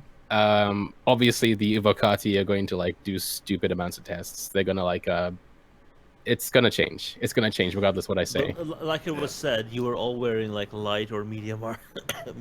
I was wearing heavy armor, and the other one was wearing another kind of armor, but like it's medium. Yeah, the flight suit. We don't know. We don't know. It's completely. Yeah, but theory is that like an explorer suit will have a larger oxygen tank at the expense of bullet protection or something like that. Perhaps. Well, yeah, because NDA. The thing is that like on the shoulder pads of some of those, or one of those, they had UEE Navy on it or UEE Marines on it. So it's the thing about that. It's obvious that it's an asset of some kind that we're going to see in 3.0, but we just don't know what it's called yet. The thing about these suits that you saw, apart from the heavy armor, is that they were showcasing off the new player item 2.0 modularity of armor. So like You know, like, and we saw some of this in the Friday demo as well, which is that you can put on like a different shoulder pad to your elbow pad, to your knee pad, to your toe pad, or whatever. Like, so he could literally put EWE, and he could have been like a Shubin guy. You wouldn't have known. We actually saw some mix and max because they had like an Explorer helmet with flight deck or I guess Navy deck helmet with like different shoulders and stuff like that. Yeah. Mar. What's that? Yeah. Okay, they said that the offset for wearing a heavy armor would be limited visibility. Right. But what if you got heavy armor chest piece, heavy armor arms, heavy armor torso, legs, boots, but then Explorer helmet? Then you get one shot headshot, you're dead. Great visibility. That's yeah. Then aim for the head. Like that's the thing is that it's easy to see. Like the great visibility helmets means like you've got a giant piece of plexiglass on your face. And, Matachi, who's sitting there for 4 hours outside of Korea with his oxygen tank and his Argo full of oxygen, can snipe you. On my third oxygen tank, thank you very much. Can snipe you from, like, Eden, 15 check your chicken. Chicken! Chicken! Check that chicken dinner. We don't want her burning chicken dinner. Burning the place down. Yeah. Alrighty, so... When she comes back, we'll go over this again. But for right now, we're going to get into the question. Here. Oh, you can still hear us? Okay, good. Excellent. That was scary. Bluetooth. She's using the Force right now. So for questions, let me do some caveats. We'll do some questions and answers here. So you can answer questions for myself, to individual people, to the entire cast as a whole. You can ask official CIG questions, but the only person who can answer them is Meyer, and Meyer's probably just going to respond with NDA. And he's a paid shill. He's a paid shill. Get him. But you gotta practice your smug face. You Yeah. you can ask official CIG questions, but the only person who can answer them is Meyer, who probably won't answer them. The rest of us will answer it as if we are official CIG members, just so that we can I can give Tyler and Disco and the whole community team as much grief as I possible. have a question from Itachi. What you eating? Yeah, where's ours at? Oh, it looks so good. Chinese food. Oh, damn it, I can't get food. anything. Anyways. Cereal, that's... Yes, I'm gonna have some bowl cereal after we're done. So, if you guys want to ask questions, exclamation point question mark, exclamation point questions in chat. We'll bring up the form. Fill out that form, put your name in there, put your question in there, and we'll answer them. Now, there's a caveat. I reserve the right to skip really stupid questions. Like if it's offensive or it's breaking Twitch TOS or it's just dumb, I will skip it. If there are stupid questions that you ask that are just stupid, that are redeemably stupid, then I will have Darsh answer it in the form of poetry. Of insults. Yeah, Poetry. Darsh will give you poetic responses, or he can, or even better, Darsh can answer it in Romanian. Just all the answers, the stupid questions he just given his native I don't language. speak fucking Romanian. Aren't you Romanian? Paul's a bit Slovenian on the uptake. Oh, he's Slovenian. My bad. Okay, I'll try Romanian. No, just respond to him in German. We all know you speak German, right? Yeah, that's totally right. I know how to order schnitzel and beer. Will that do? Just do that. That works. Answer everything in a German haiku. Oh. The German haiku, unbeknownst to some, is 17 syllables, 26 syllables, and 14 syllables. Oh. There you go. Germans have a haiku. Not. No. I was gonna say. It sounded Today I so learned. realistic and official, though. I would have bought it. I'm I was like, like, wow. absolutely. Alrighty. So the first question comes from Auntie, who asks, if a pirate threatens you and has overwhelming advantage, what will you do personally? We'll start with Meyer and then go around for Meyer or Darj and everything individually. So, Can you repeat the question? if you're totally backed into a wall, like there's just no way you're getting out of this thing alive if you if you overwhelmingly advantage, like the overwhelming advantage on you, Mhm. what do you do? So what? In game? In game. If like No, in real life. In real life, if you're on an oil tanker. They're gonna take the whole oil tanker. What do you do? If dox you, them, then- yeah, a guy looks at you and says, look at me, I am the captain now. You know, what do you do? yeah. So I mean, like what? If you drive the tanker too close to whatever fuck it is, Zimbabwe or whatever, it's not Zimbabwe, it's Somalia, whatever. It's one of those stupid. Yeah. Oh, I mean, like things. I would like to say, for the sake of immersion gameplay, that I'd be able to like speak to the guy and come with come to like an understanding, you know? Negotiate. Like I was playing Elite Dangerous 2 days ago, and I was just minding my own business trucking, and then some guy like he interdicts me, and then I type and I go, "Hey there, Commander, what's going on?" And he's like, "Now they're gonna blow you up." I'm like, "Okay." He's like, "Okay, drop 16 tons of whatever you're carrying." I'm like, "Okay, sure." I had a trucker, so like I had like 226 tons or something, so like 16 is nothing. Mhm. And then when I gave it, he was like, "Okay, on your way." I mean, if you can get that kind of like thing going in this game. And things like face over IP, voice over IP, that'll help you facilitate things that I would like to. It's like in DayZ, for instance, like if you were a fully kitted out guy and you go to a new guy and you're like, "Hey, give me your stuff," or Bambi, they're not gonna go, "Oh no, I'm gonna give you my beans." They're gonna try and punch you and kill you because like it's crap. Mhm. But so like I'd hope that I'd be able to like come to an understanding and do something like that, or self-destruct my ship because I'm an ass. As long as you got LTI for it, you're good, man. How about you, You gotta Darsh? escape. Same question. Me, damn. Is mooning an option? Is mooning an option? The- Well, you mean crashing into a moon while he's there? Is that what you mean? Yeah. I don't We think don't they have have to- pass over IP yet. The ass over Actually, Gio right. should know because he's cosplaying two characters right now. He's cosplaying Vegeta, and he's cosplaying Vegeta! from Vegeta! That's a new one. was here. I am Vegeta, you fool. Correct. No, something you guys don't know, but in Croatia, that word is associated with a spice mix that's very popular. You know, So I it's can't like- believe anything you say now, Darsh. I'm not even Yeah, gonna believe yeah, it. I have no yeah. idea. After the German haiku thing totally threw me off the believing you on it. So I don't care what you say. No. It's all a lie and a troll. It's. I'm gonna link it in Twitch, and Now he people has are to gonna have evidence of lose Now he their has to back it up. fucking mind because Yeah. that thing is what I grew up with knowing as Vegeta or Vegeta Vegeta. or whatever it is. Vegeta. And But Vegeta, what the fuck ever. I'm Anyway, about to buy what some was shit right I now. talking about? I don't know, Uh, something about Romanian delicacies that Paul really wanted to learn about. You were talking about how to deal with pirates. Yes. Your first thing was mooning them, and we said ass over IP. Yeah, and somehow- yeah. Ass over IP, I like it. I don't know how the fuck we got to Vegeta. Other than Geo is in fact Vegeta. You said he was Went two from characters. ass over IP to Vegeta. I don't know where. I don't want to find out where else this conversation goes. It could get really bad. Don't you mean Vegio? There you go. And I'll be here all week. No, but well, bribing could work. Yeah, Like, yeah.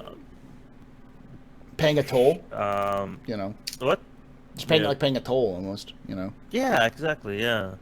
I don't know. It depends on what sort of pirate you come across. Whether it's someone who's just out for the kill, or someone who's somewhat full and wants to continue pillaging the same transport route. Okay. But my first response is drop my pants and show him a How about you, Vegio? Oh, well, obviously, I'm going Super Saiyan and wrecking their face. There's no question about it. You're going out swinging. I'm going out swinging. I got LTI, baby. Yeah. Nothing to lose. Nothing to lose. I'm going down the ship. How about you, Eden? I would do the same. If there's no negotiation and I'm back in the corner, I'll take them out with me, self-destruct, and head straight to them. The Star Trek maneuver, the like set self-destruct and like You guys are doing the whole Daisy Bambi thing of like just going, I don't want to be raided. Nah, boom. I No, don't I'm know. saying if all negotiation fails and if their All right. intent is to kill me regardless, Right. take them out. Or Right, you fair could enough. you can make deal with them. Then you have the Firefly situation where the guy comes on to help out, or make a deal, maybe take whatever you offered, but Mhm. ends up shooting you and try to kill you for your ship. Right. Anyway, Yep. so it's a gamble sometimes. Matachi, how about you? I think it really depends, like what some of the other guys said, on the pirate's rep. Mhm. Because one of the things that I'm always going to refer to EVE, because that was the game I was in the longest of, was a space game. There was a long period in EVE Online where there was pirate alliances, and they would actually honor all ransoms. They would honor all those type of things because they didn't want to just have to blow up your ship. They wouldn't get loot from that. So they would Mhm. definitely honor those tariffs and stuff. And if another pirate entity went against that, they would actually have a pirate war where they would destroy the other pirate entity because they didn't want to give the rest of the pirates a bad name. Because you're not a pirate if you just go after the kill. Mhm. You can be a mercenary Honor like my amongst group. thieves, then. It has to be, because that's the way ransoms even work. Because how do you trust? Otherwise, the exact answer, like what Gio and Eden give, they're going to go out swinging because they think they're going to be immediately betrayed. But if you know this pirate, the pirate Dread Roberts or whatever you want to call him, if he always honors his ransoms, if you give him the loot or you pay the tariff and he lets you freely through, you're going to know that, right? Over his reputation. And so then you're much more likely, hey, I'm just going to pack on extra cargo if I want to go there. Yeah. Right. Because I know I'm going to pay this tariff and go through. And I hope we see some of that. Mhm. I know everybody wants to be the evil badass, but they're making these ships to where you're going to lose probably 70% or better the cargo by destroying a ship. So it's advantageous to all parties to work out and negotiate. And then if you want to take that treachery on their level and say, I'm going to give them 15%, but I'll get them back on the next run or something like that, you can plan for that. And I think that adds more depth to the game. It won't happen in every circumstance, but I hope there's at least some circumstances where there's honorable pirates out there who hold to their word, so they know they'll continually get tariffs and ransoms. Yeah. And those In the type of perfect things. world, And I think that that'll be sounds really cool. good, but we all know how many trolls there are. They're going to be There so are, trolls. but- You're just going to want to wreck your shit and go on to the next ship. Here's- There are, but here's- those aren't pirates either, though. Here's- Those those guys, are they're griefers. griefers. and That's stuff griefers, get right yeah. to Here's the other thing to take into account is that eventually, I don't think with this next patch, but eventually, blowing up your ship is going to have a very significant chance of blowing up the cargo inside of it. Yeah. So it becomes a point where for the attacker, What's more profitable? yeah, for the attacker, they want to keep that ship alive. In fact, they don't want to have to even fire a shot. If they can back up somebody to not have to fire a shot and just have them take a cut or maybe all of the cargo, then they don't have to kill anybody, they don't have to fire anything, and they just get free money. They're good. And those pirates will be rich, and I think they'll develop over time because you're going to have guys that will literally be the guy, like Gio says, go out there and just want to grief and do all that stuff. But the other guys over there, like, hey, this guy just drops 15% of his cargo every time, and I'm getting paid. Yeah. Minimal effort. He doesn't have to refuel. He doesn't have to bring a salvager in and hope to get the pennies. He's making bank. Yeah. And so over time, those guys, all your crew, if you're a pirate that just kills people, be like, this guy's paying his crew because he's getting That's money. what I did with Arcade. Arcade, they had pirates that really secured this island, and if you paid them a certain amount, they'll let you come through with your no problem. But if you weren't paying, you're getting fucking wrecked. And I think that will develop in certain systems inside this game. I really do, because as long as they make the ships to where you lose a lot if it's destroyed, it's like you won't get a lot of booty if you wreck the ship. Yeah. Ooh, that You're just not booty. going to do it. And that's and the And everybody wants the booty, so come on. Yeah, that booty. and vice versa with LTI. My Even with LTI, Anaconda, I don't want none unless you got booty, hon.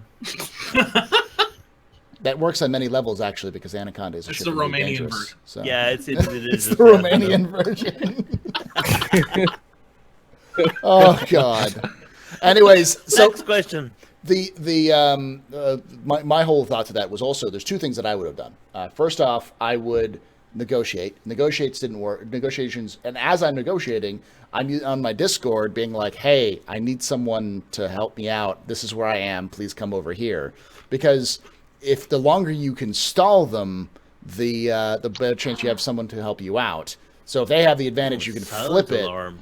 You can flip it back on them. But the big thing about piracy, and I think this is the big thing about piracy, is that there also needs to be a there needs to be an honest reason why not you just flip your self-destruct switch and say fuck you. Like there needs to be some serious consequences for that. Like insurance needs to go up, not just temporarily, but massively. And you need to have like self-destruction. If you die in a self-destruct, like if your ship blows up, you need to be forced to have more higher penalties. Like it takes more lives away than if you died by just normal like combat and stuff like that. I think a more significant rep hit too, right? Yeah. Like if you're in a contract for a guy and you're like one of the guys that said instead of giving him part of your load, you're like, F you, I'm just gonna blow it all up. I think your client's gonna be a little pissed off. He's like, Yeah. dude, Listen, I would have. Nothing I think arrived. regardless, clients will be upset when you lose a cargo as well. Well, they So rather regardless have of- some cargo than not no 50, cargo. yeah, Yeah. some cargo give it to the pirate or lose it all. Like, Yeah. okay, we lost 15%, but we still have some of it, so we could do it. But you just blew up all my shit, then Yeah. you're not getting nothing. And Your I rep think- is getting a -1. And think about it like like your average cargo isn't going to be diamonds and jewels. It's going to be like medical supplies and food, like that you're transporting to these like distant places that are lawless. And the pirates may be able to flip that and make money off of it, or just sell it so they can get it. But like, is it better that you reach the colony that's suffering a outbreak of some plague with some medical supplies, or not reach it at all? Like, people are gonna get pissed off if you're the jackass who's like, fuck you're not getting my cargo. That reminds me of the episode of Firefly Train Job. Where yeah. they were tasked with stealing the medical supplies for it wasn't for Paradiso. Paradiso was the town they were going, but anyway. Yeah. And what do you do once you find out that you were basically killing people for a bit of short cash? Well, that's my understanding of something like that would happen. More than likely, the pirates are actually the pirates would be raiding someone with medical supplies so that they could turn around and sell it to the colonists for extra money, because now they've got the limited. That's the reason why piracy would work in the short term, anyways, was to force to drive up prices locally of a specific good or good. So then the pirates are the only people you can buy from. Now they make a profit off of it. That's another thing entirely. Or you're like me, you supplies, even though I'm mercenary, and then I say, hey, I killed the whole crew, and then I go deliver the medical supplies to the colony and say, hey, those guys left you hanging, but I'm here for you, bro. Yeah. And then I build loyalty in the colony, and they think that the other people all like screwed them. So it's perfect. Only if you did it outside of like the Censornet. the comm system. Oh yeah. No, Once they know that you killed the person, that's not gonna fly. Yeah. so We'll just disguise ourselves as Reavers. Hey, Himatachi, what's that blood stain on your suit there? Ketchup. Hot sauce. this It's is barbecue sauce. this is going to be a quick one, because which is one answer, which is an add-on to the last question. Auntie asks from the last question, if the pirate threatens to cut you up as bad as they cut up ATV this week, does that change your decision? Meyer, yes or no? Yes. Darsh, yes or no? Yes. Gio, yes or no? I'm 100% sticking to my plan now. So no. Eden, I changed my answer to no. Mine is no, because my answer is based on if there's no negotiation done, then I'll take them out with me. yeah. So yes, or no, I should say. Matachi. Yeah, kill him. I'm good. Yeah. So Darsh, so your response is no, you won't change it. You'll still moon him. I'm still mooning everybody, So man. you're gonna get a cut up. You're gonna be a cut up mooner, huh? That's kind of indifferent because I think Darj also welcomes his friends by mooning. Too. So it's either way, it's kind of a mixed It's signal. the Romanian way, goddammit. There you go. I'm just imagining old couples in Romania walking around being like, oh, and then like turning around and mooning each other like as a greeting, you know? It's one step up from dog.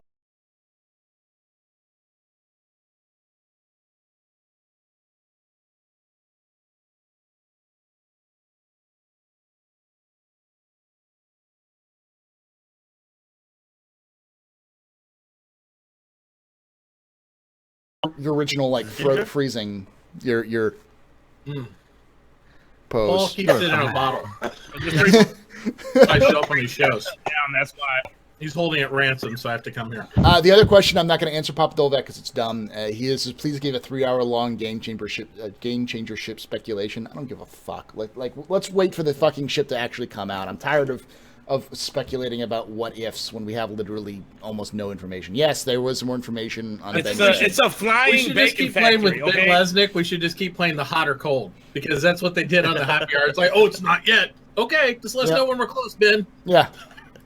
It's a Not bacon yet. factory. I told you guys, it makes bacon. There you go, LTI.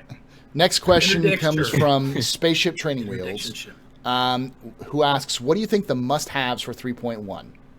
I'll start, and then we'll go back through Mitachi and all the way back up to Meyer. My 3.1's must-haves: mining, a new landing zone, and ships. Buying ships in game. Those are the 3 things that have to happen. Plus, netcode or renting improvements ships in and game. no, I mean buying with AUEC. That's what's wiped at the end of the patch cycle. It's the same thing as renting, but you're not paying actual cash for it. Yeah, but are the ships that you buy with Alpha UC also wiped? Yeah. Yeah. Okay. Every time, Everything. because your Alpha UC is always wiped every time they redo it anyway. Yeah. So anything you do with Alpha UC is wiped. Correct. It's only way they could balance it. So the main things are ships, mining, and new landing zones, and of course little things like big bug fixing and upgrading netcode and stuff like that. But those are the 3 must-haves, I think. Mitachi, how about you? Are these have tos? Yeah, you have to Or have a these wants? 3.1. Like things that you think they have to have for 3.1. Netcode, because we need some player increase if they're going to keep expanding the system. I think it's a have to if that one's going to be well. I agree. Mining, ships. I'm not so worried about new area. It'd be cool, but I'm not too worried about new area because I think they're going to expand a lot. We're going to have to fill it in. You only got 24 people. Yeah, that's true. I mean, and this is if they don't work on that fill in what they have. I think it's going to be like, look, here's 3 systems, but you only have 24 people. Eventually, I think they really need to kind of increase the area, increase the player count, increase the area if they can. I mean, it's all within reason of what they can do. And the other thing I think they have to have is probably the beginnings of like a clearly defined reputation system. That's what I think. Okay. My opinion. How about you, Eden?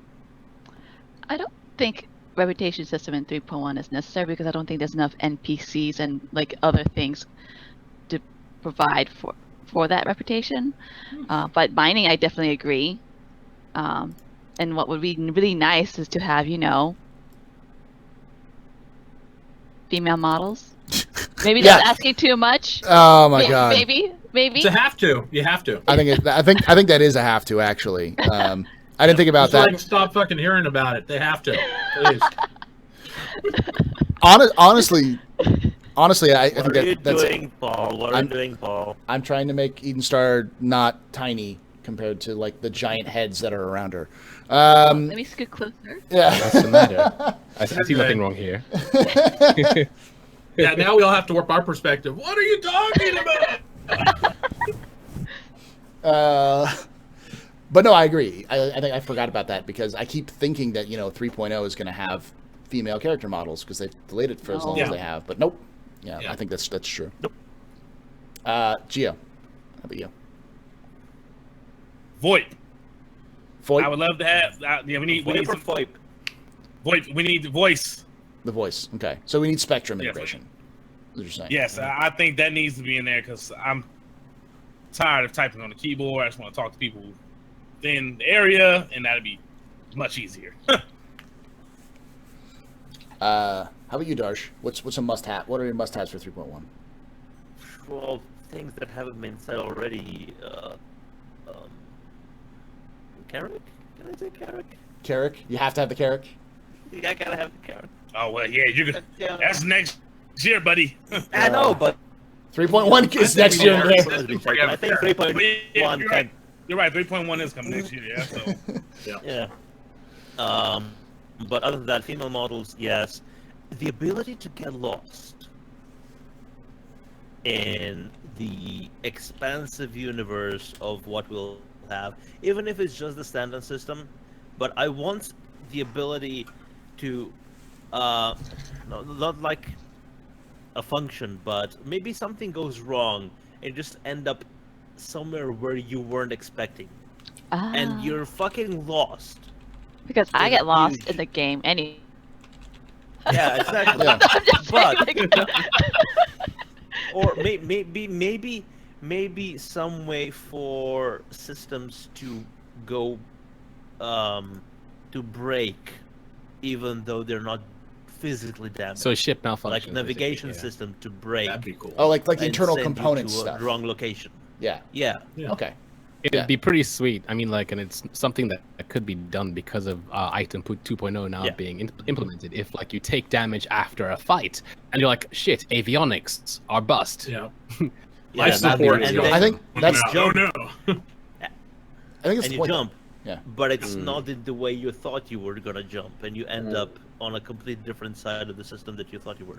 That'd be neat and annoying, but neat. Also, if your navigation computer is busted, then you don't know where the fuck you are until you fix it. So you're Yeah. just flying around like an idiot, sending out distress signals. Yeah, I like it. Like Hellion did it, but I think that's kind of the plan for Star Citizen. That's the reason why like a Connie is better than a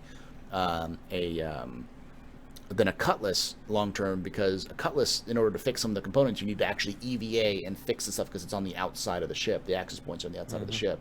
Whereas the Constellation, it's on the inside, where you can see where they already have spaces for like shield generator and power generators on the side, so you can just kind of walk up and pull those out and replace them. I think that was the original plan. So yeah, that'd be kind of cool. Meyer, how about you? What All right, what so- needs? I Red have hats. quite a He few. wants red hats. I have quite a few actually. Red hats and also demands. So first of all, Demand. racing has Not request, demands. demand. Demands. They are necessities. Well, first of all, like racing hasn't had any love for a very long time. Even though like the flight models have changed like several times, the racetracks have remained changed the same. So I would like to see the yellow clutch rally being added at some point sooner than later. I'd love to see subsumption in like a, not even in like a high level like Tamagotchi people subsumption, but just being able to see NPCs do NPC stuff, and maybe even like NPCs who actually shoot and stuff. I mean, like it's based on a CryEngine, so like it's kind of like what CryEngine is designed to do. So like the stuff they showed in the Gamescom demo of like a technician going up to a console and start fixing it. And Yeah, that. yeah, I'd like to see that. I mean, in maybe sees that shoot and stuff, but maybe we'll see turrets before we see that doing their job for them. Ship docking and undocking, I'd love to see. I mean, in the case of the Merlin, Constellation and yeah, Merlin, the yeah. Constellation and the Merlin and the Archimedes, that kind of needs to be done. Just because like the Constellation is kind of gimped without it, because it's like one of the main functions of that ship for its multi-crew. And also, I think Chris wanted that in for 2.1, if I remember correctly. He said that Gamescom 2015 2.1. Also, hailing would be awesome. We saw the very beginnings of hailing in the Gamescom demo as well. I hailed was a Gambler DJ ship, and it worked, and it was awesome. So like, it would be nice to see that in game. But then again,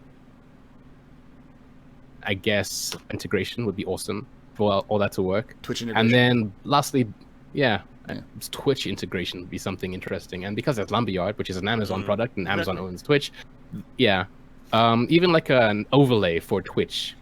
We have extensions now. Star Citizen- CIG extension. Come on.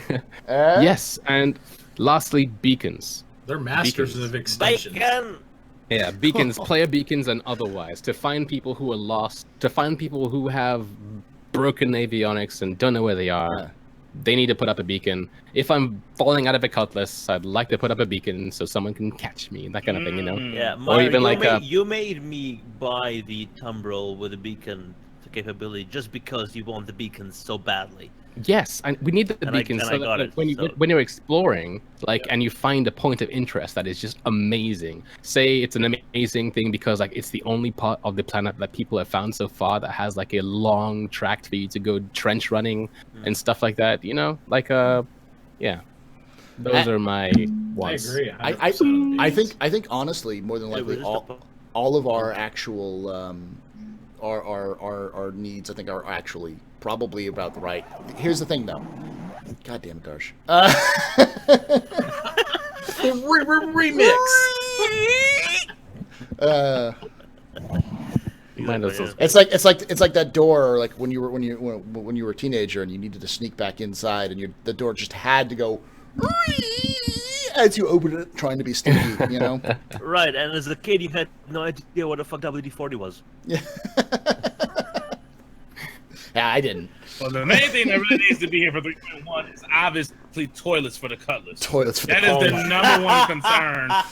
Oh They- yes, they I need- remember So, this. yeah, forget everything else. CI That's a must-have. I changed my answer. CIG, please make a space bedpan and just throw it at Cutlass owners. You get a space bedpan. You gotta clean it out yourself. Dump that shit Well, out the they're- side. They're getting an LTI bucket now. Remember? I was gonna say you just need a big paint bucket that says Drake on the side. LTI bucket. For any ship. The Drake bucket. Hey, No, call, I call, can't Shit on call- my Cutlass. call it the What Drake- fuck? The Call it the- Herald. the Drake tear duct, you know, for all those There you go. all those tears about the damn thing. Harold has a toilet, but I think Myra and I actually discovered why, because you know you had the pilot flying and you have the well, your other person on the toilet Your DJ. farting in it, Yeah. and it goes into the afterburner. Afterburner resupply. Oh, damn it. Nice. So, but honestly, I think a lot pretty much because my belief is that 3.1 is going to be as big of a patch as 3.0 is. I think all the 3.3 dot whatevers are going to be pretty big patches. Yeah. So I think honestly, thinking of maybe some of the stuff may lost, but I think female character models, obviously, better netcode with more players. What did we say The before? netcode is Ships. the only thing that scares me in regards to whether they actually are capable of pulling it off. Mhm. Yep. It's Uh, not. It's not. Everything else is a matter of when. Netcode Yeah. is a matter of if. Yeah, Yeah. that's me too. That's the only thing I'm worried about with this game is the net code. Mm. Because if that fails, the whole game fails. That's just it. If one thing breaks, everything breaks. Yes, thank you. But no, ships, netcode improvements, mining, female character models, internal components, beacon system. These are all things that need to. I think honestly, actually probably have to come into 3.1. Well, Elwook, you will have small patches in between. That's when the Delta patcher comes. Yeah, no. So I know it's gonna be a long wait for 3.1, but we have the Delta patcher now. So this long ass drought like this will probably never happen again with the Delta patcher. Here's the thing. I Like just 2.6.3 dropped with the Buccaneer. It didn't come in 2.6 when it releases. It came in an iterative patch, and it shows you the kind of stuff they can, in fact, just release ships when they're ready. So go ahead, Matachi. Sorry.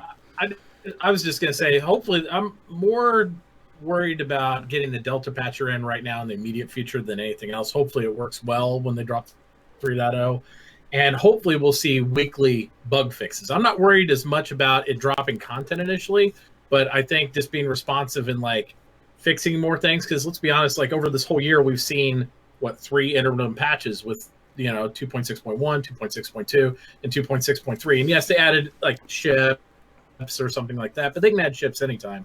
I think I'm just hoping it will be more respondent and get more bug fixes and more things immediately to The things. Delta patcher will Content.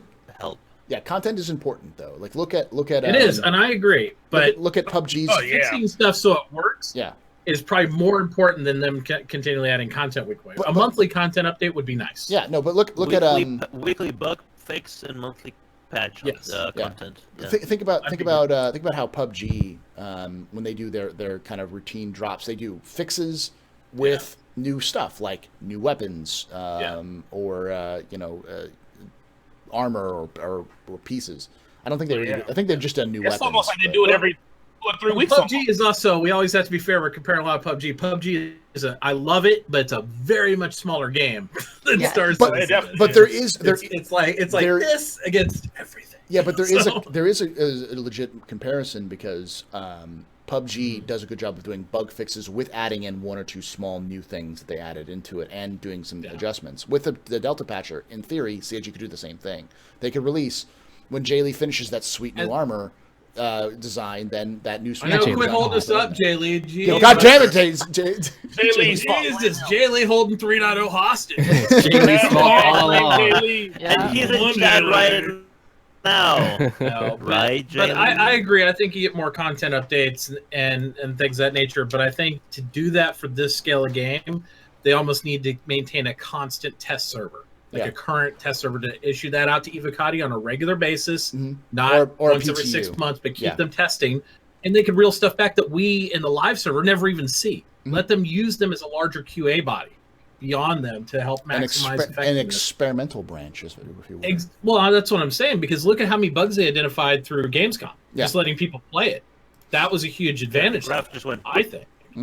Yeah, it might have made the graph bar go up, but think of all the bugs that helped identify that would have took them even longer to identify those by doing a smaller QA test. Isn't that what Evocati's supposed to be, though? This is what I said before, but I so hate people that complain about, oh no, they're adding bugs. What the hell are they doing? No, they're not adding. They're bugs. finding them. They're finding them. It's not like Mark Abens going through the code and just deleting 75 semicolons from random places. So that Come on, is... Meyer. You know you like that robot when it kicks in. He's like nails on chalkboard. Meyer's like, chalkboard. So is it again? No, Yeah. You're recording again? No, you're not. Only You'll when find you out. rant. Only when you Only rant. when you want to say something. Yeah. Only when I want to say something. Fuck that noise. So I think honestly that's a symptom of a problem that it's this. Everyone has a level upon which they can wait, and I think a lot of people thought that Star Citizen 3.0 was going to be out in August before Gamescom, and some people have moved on and said whatever, we'll come back when the bugs are fixed. But other people are still clinging on to a hope that it's just a week away, it's just 2 weeks away.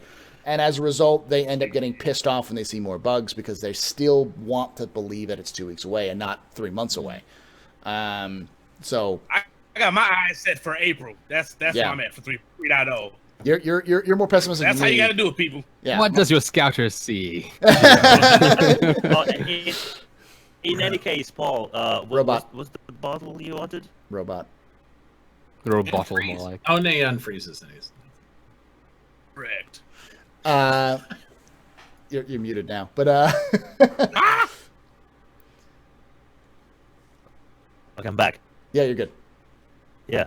Yeah. I was saying, in regards to our bet, what did you want? So Squadron 42 coming out this year. Yeah, is that right? Yeah. It's okay. We'll get whatever your local scotch is, a good scotch from your. There is no local scotch. There's schnapps. Okay, I'll get some schnapps. Give me a Robots. good. Like It's basically a test hall. Just send me a bottle of Testahol. That's it. Just send me a bottle of Testahol. Testahol is lit, bruh. I want to know what Testahol is. Unless you're Like, your GHG, you're like, what's this? So you should have came to the test party. After They party. had some. Yeah.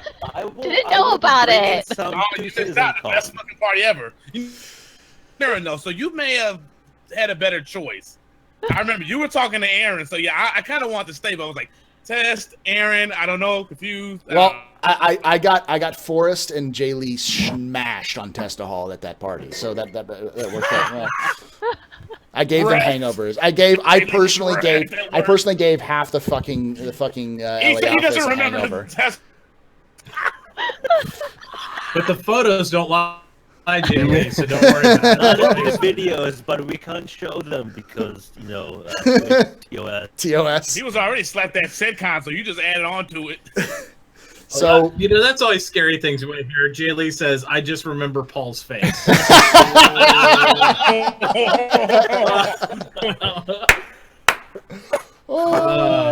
that's perfect. Better his face than the top of his head, I suppose.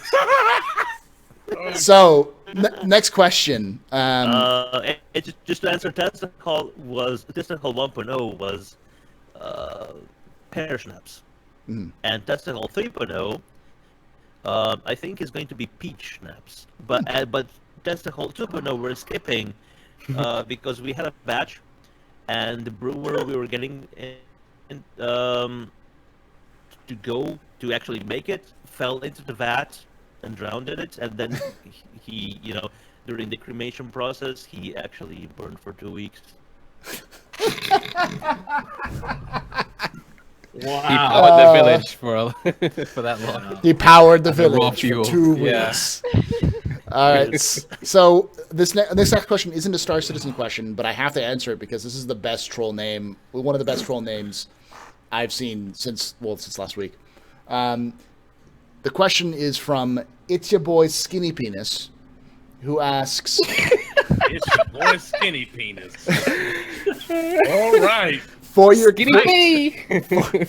the It's cast, It's what not the length, it's the girth. And Is it it doesn't it's skinny or understand. like how skinny are we talking about?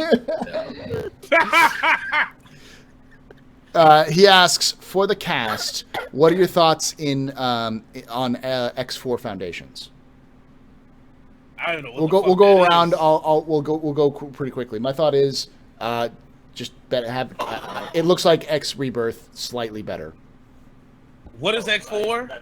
X, Is it? it's the X series, which is like a single player like space sim. It's not 4X, it's X4. Yeah. Oh, I gotta look it up. So I have no clue about it. Me neither. Ugh. Mine? I played X on my first. I googled the trailer. Looks good, but it looks like Rebirth. You know, every space game I get that tries to hold my hype off a little bit for 3.0, it just doesn't work out for me. I can't find that. You fix wouldn't to like hold it, me Gio. off. It's turn-based. Oh, I suck shit, it. I suck hell it. I no. suck it. I know Gio doesn't like Turn-based turn-based. is out It's- the window. Only one I can deal with is Pokemon. Every other turn-based, No, Metallica, it's not 4X, it's X4. It's X4? I don't Yeah. know what it is. Then. 4X is that grandiose strategy game that's got you from micromanaging spaceships all the way to an empire, Yeah. shit like that. It's That's essentially 4X. it's essentially like hybriding a strategy space combat game. And it's real time? It's real time, but it's hybriding that with actual space sims because you lied to me. you can get into you can captain different ships. You can have AI pilot ships and you just command them, or you can pilot it yourself. You can also put AI in charge of other ships to have them do missions for you. You can control space stations and entire sections of the galaxy, but it's all single player. So it's Oh. so it's a very niche game. Like you really have to like. Yeah. It's like if you mixed Eve with Elite, Uh-oh. like offline mode, kind of combination. Ooh, 2 games I don't like, so that sounds like a hell no for me. But X as a name of the franchise is single player space adventure game Yeah.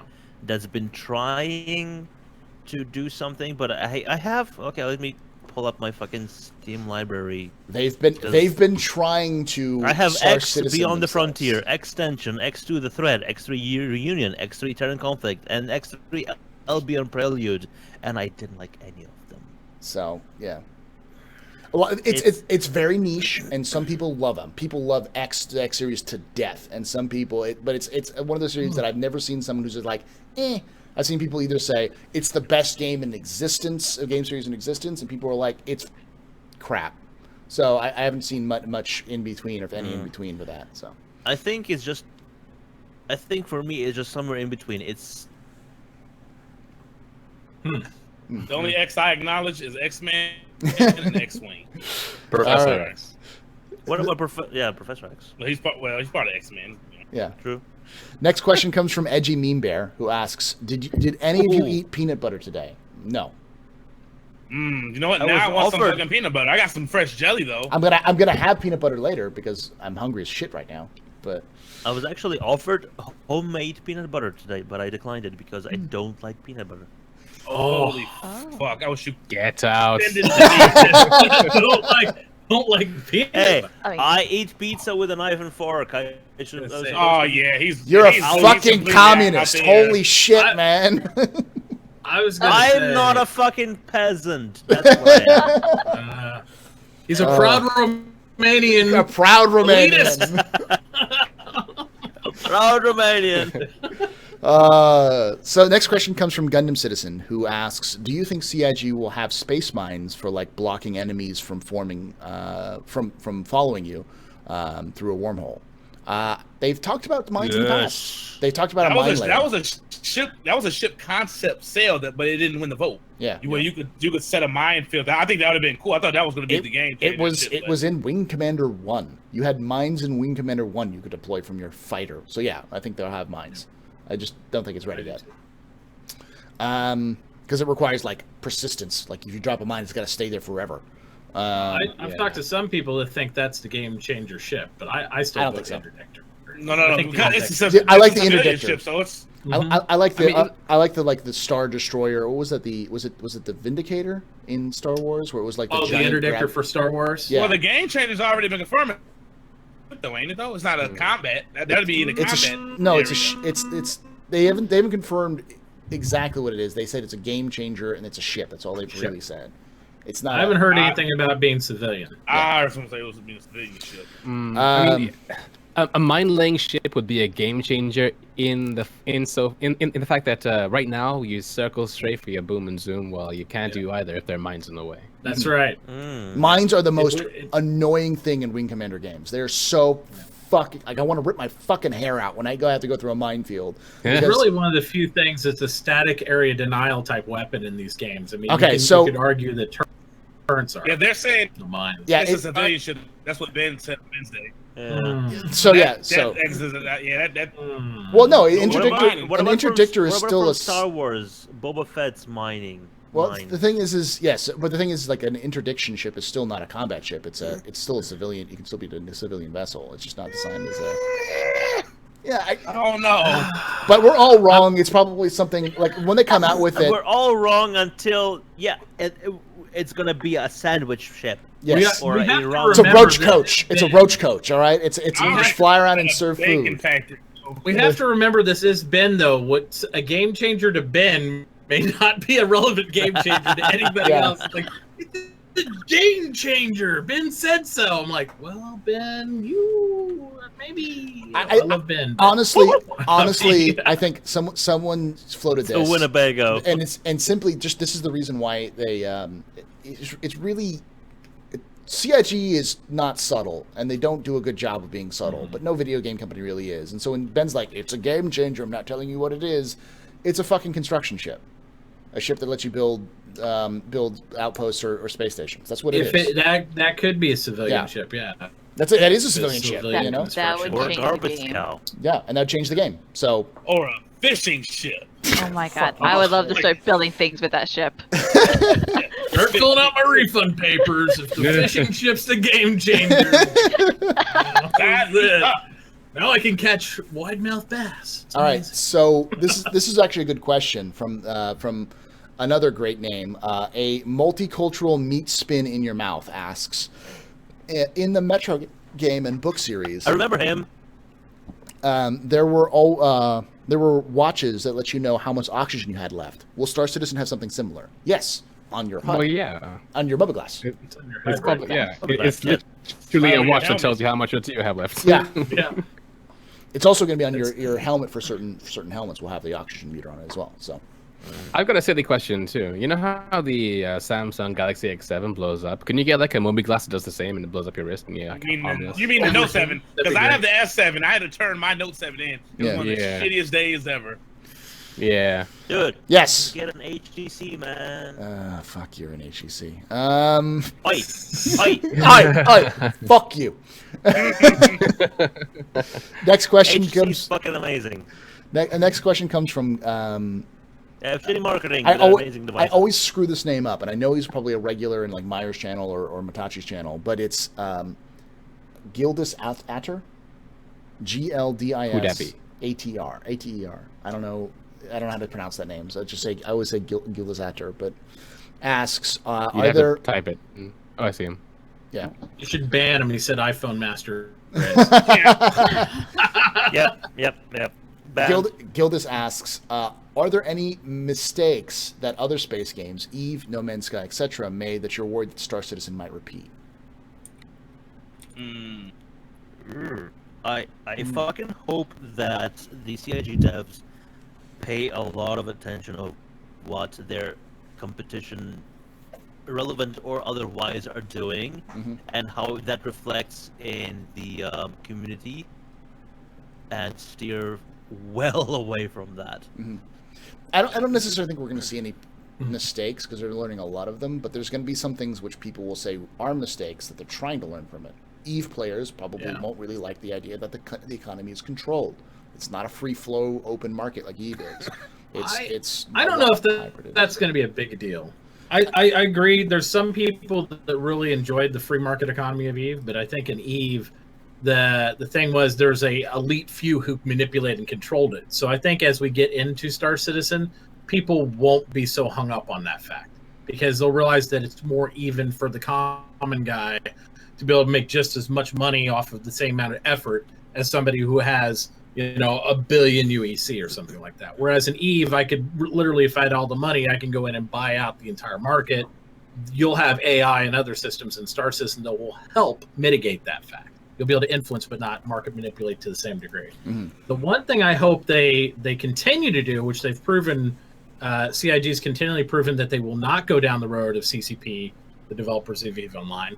The CCP comes out every year and promises huge, amazing things and delivers very little on any of those promises over the past decade.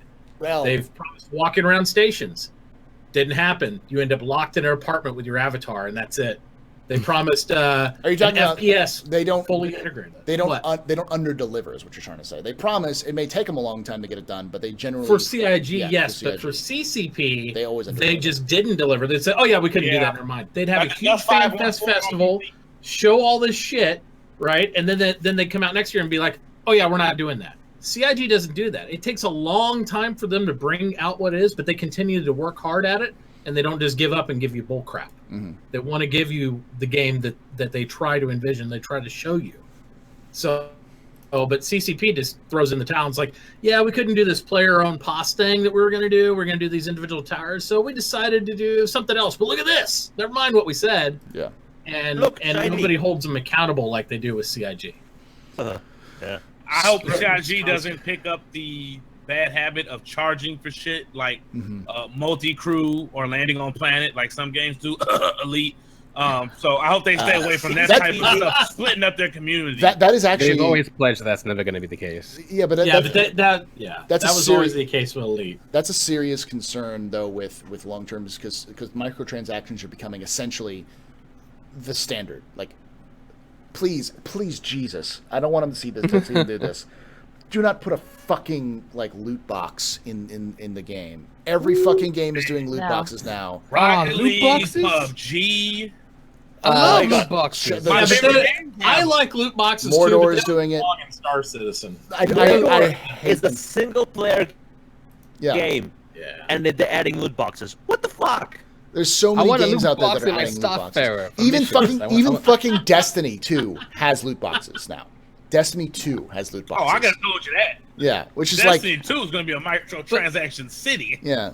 So the thing that if they want to go the loot box route, they could keep loot box type stuff inside the modules, right? They could do that down the road for Star Marine and Arena Commander and things like that. Yeah, maybe That's some slippery slopes they're going into.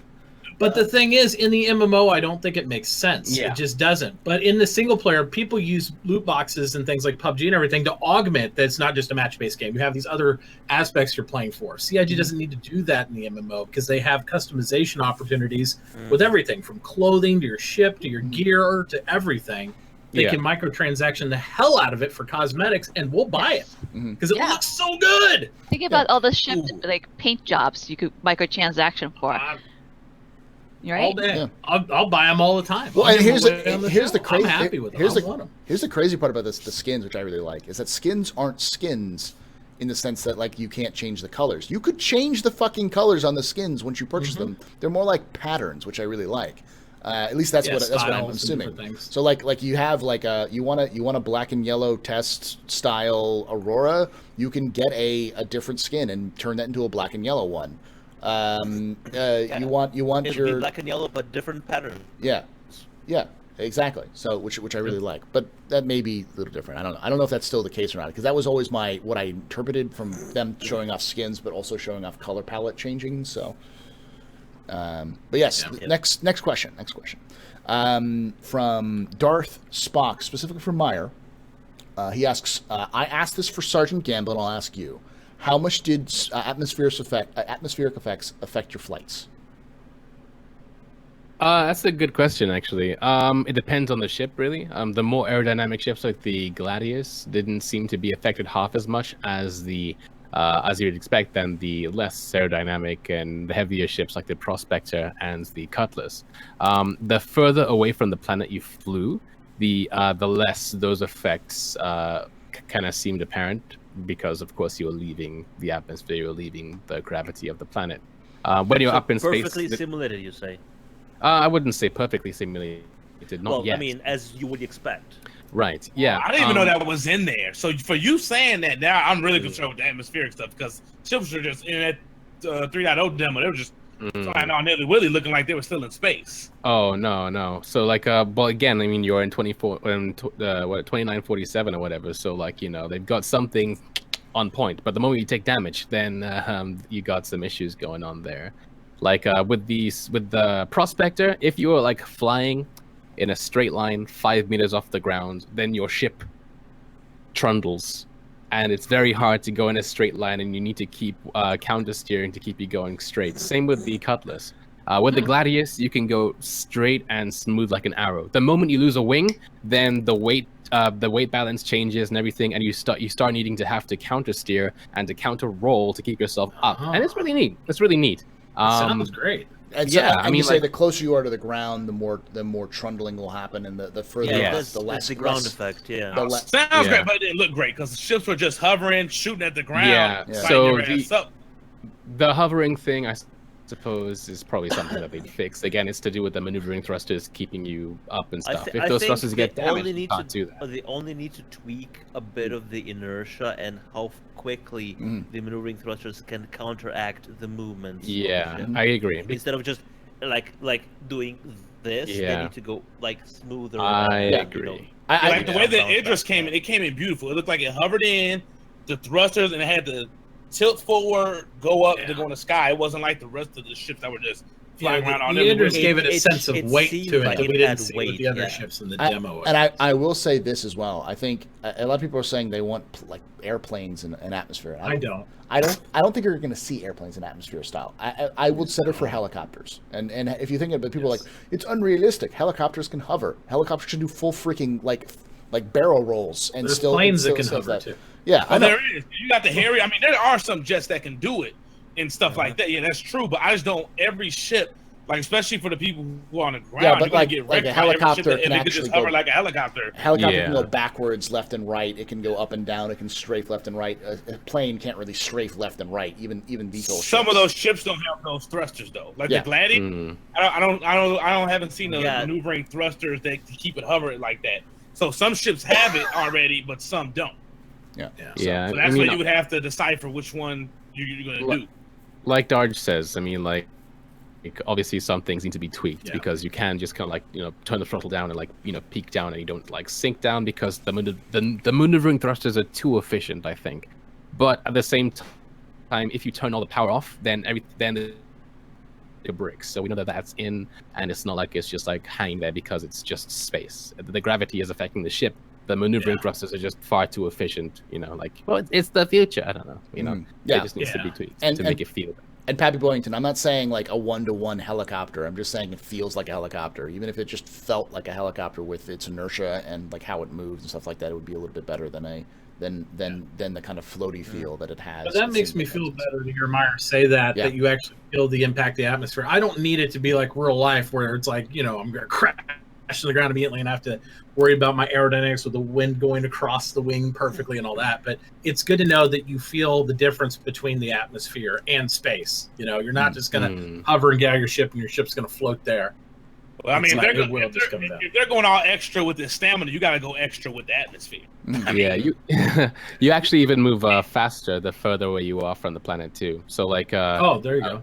Yeah, when you're low on the ground with the Gladius, you move like I can't remember, like maybe about 200. But like when you are like going, but when you've like reached exit, and you're like going over, then you're like 600, 700 or something. Oh, there you go. Constellation goes to 1200. Exactly, but the Constellation was also like just in space, so we don't know exactly like how fast it would be given in the same distance from the planet. But yeah, it's all there. So we know that all the speeds are going to be changed for 3.0. It's kind of a given. Every single patch ahead. Helix is on it. Yeah. I think that's my biggest concern is what Skartog said. Circle strafing in atmosphere feels weird. Yeah, circle strafing in atmosphere does feel like a weird. I don't feel like that's what kind of knocks me out of my immersion, but also like it feels cheap compared to like you said. We've got this detailed stamina system. We're gonna have all these detailed systems that exist. It feels like they're just. It felt from the demo. It felt like they're phoning it in. But then again, we're dealing with a system that's going to be changed over time, and it's a little more complicated than stamina, whereas everything can be the same with stamina. Everyone's the same person as my everyone's a clone to a degree, but with atmospheres, you have so many different atmospheres. You have some atmospheres that are thin, some atmospheres that are thick. You have some that have light gravity, heavy gravity, and so you'd have to model it for every single fucking ship, which would be a pain in the ass and way too much, not worth it at the end. Having some kind of so that's why you need to do it procedurally. You need to have some. You need to do it. Have it simulated. Yeah. You need to have it to a degree, but you couldn't do it to the point where like people would just blow, like they could get into an atmosphere of a planet, but they couldn't get out, because that would be a lot of people would be like, well, I didn't know I couldn't get out. This game sucks. Fuck you, kind of thing. So. Well, yeah. They actually did say that with an Argo, you could plummet from an orbiting spaceship onto the ground safely, but then you wouldn't have enough thrust to exit. Depending. When did they say that? When did they say that? Because last week the lore post was all about using an Argo to perform search and rescue into a planet with poisonous and corrosive atmosphere, and then go to a station nearby to deliver the people. So maybe they're rebalancing the Argo. You may be thinking like the Merlin, maybe. I don't know. Yeah. No, but some ships should not be able to escape from every planet. Like you have like a big planet with 2 Gs of gravity. I don't think an Argo should be able to escape, but like a constellation could. I think at a certain point you're going to get into some like too complicated natures. I think you have to. That's something you have to figure out down the line. I think there needs to be a baseline, and then everything like sort of switched depending on that. But that is more complicated. All right. So next question comes from Guns and Glue, who asks. We're going to start with Meyer and move our way back down to Matachi. Keep these brief. What is the most interesting encounter with someone who is trying to bash or discredit Star Citizen? What is your most interesting? My most interesting encounter, as in somebody has tried to bash the game or discredit it. Like with one of those people. Honestly, I've never really had that kind of issue, to be honest, on my channel, because I'm part of Test Gaming. So, people generally go into other people's channels, try and bash, discredit, or troll. They get banned. We have what they call the Test Gaming ban network. So I don't get any of that, really. So next, I guess. Yeah, Darsh. Well, I don't even stream, so the most I get is by browsing Reddit, and it's all secondhand. And it's basically just who eating his words over and over and over again. But now I do want to hear this, Geo. Man, I got so many to pick from. Yeah. Most interesting encounter. You can define interesting however you want. Funny, retarded, whatever. Juiciest. Yeah. I think that failure of a so-called developer blocking me and scared me on both my accounts. I don't think he knew I seen his fucking Twitter, and I called his bitch ass out, and he hurry up and blocked like a coward. I think that was pretty funny. That was my favorite encounter. How about you, Eden? I never had a personal encounter with anybody who was trying to discredit, like not when I'm streaming or direct communication, but I was told that the same person Geo Get Money was talking about told once I was announced as the 1 millionth backer that he claimed that I didn't exist. I was made up by CIG. Jesus Wow. Christ. That's hilarious. I can totally see it though. Not real. Yes, Eden Star I is can totally actually see a it. hologram. Yeah. None of us exist. I didn't buy any ship or anything either. So there we go. Female gamer, like 1 millionth person. That's- Nah. Dude, but Well, I bought who something would like buy a JPEG anyway? JPEGs. Oh goddamn, man! How about you, Matachi? This is a silly question. You're muted. We because can't hear you, mate. You're muted.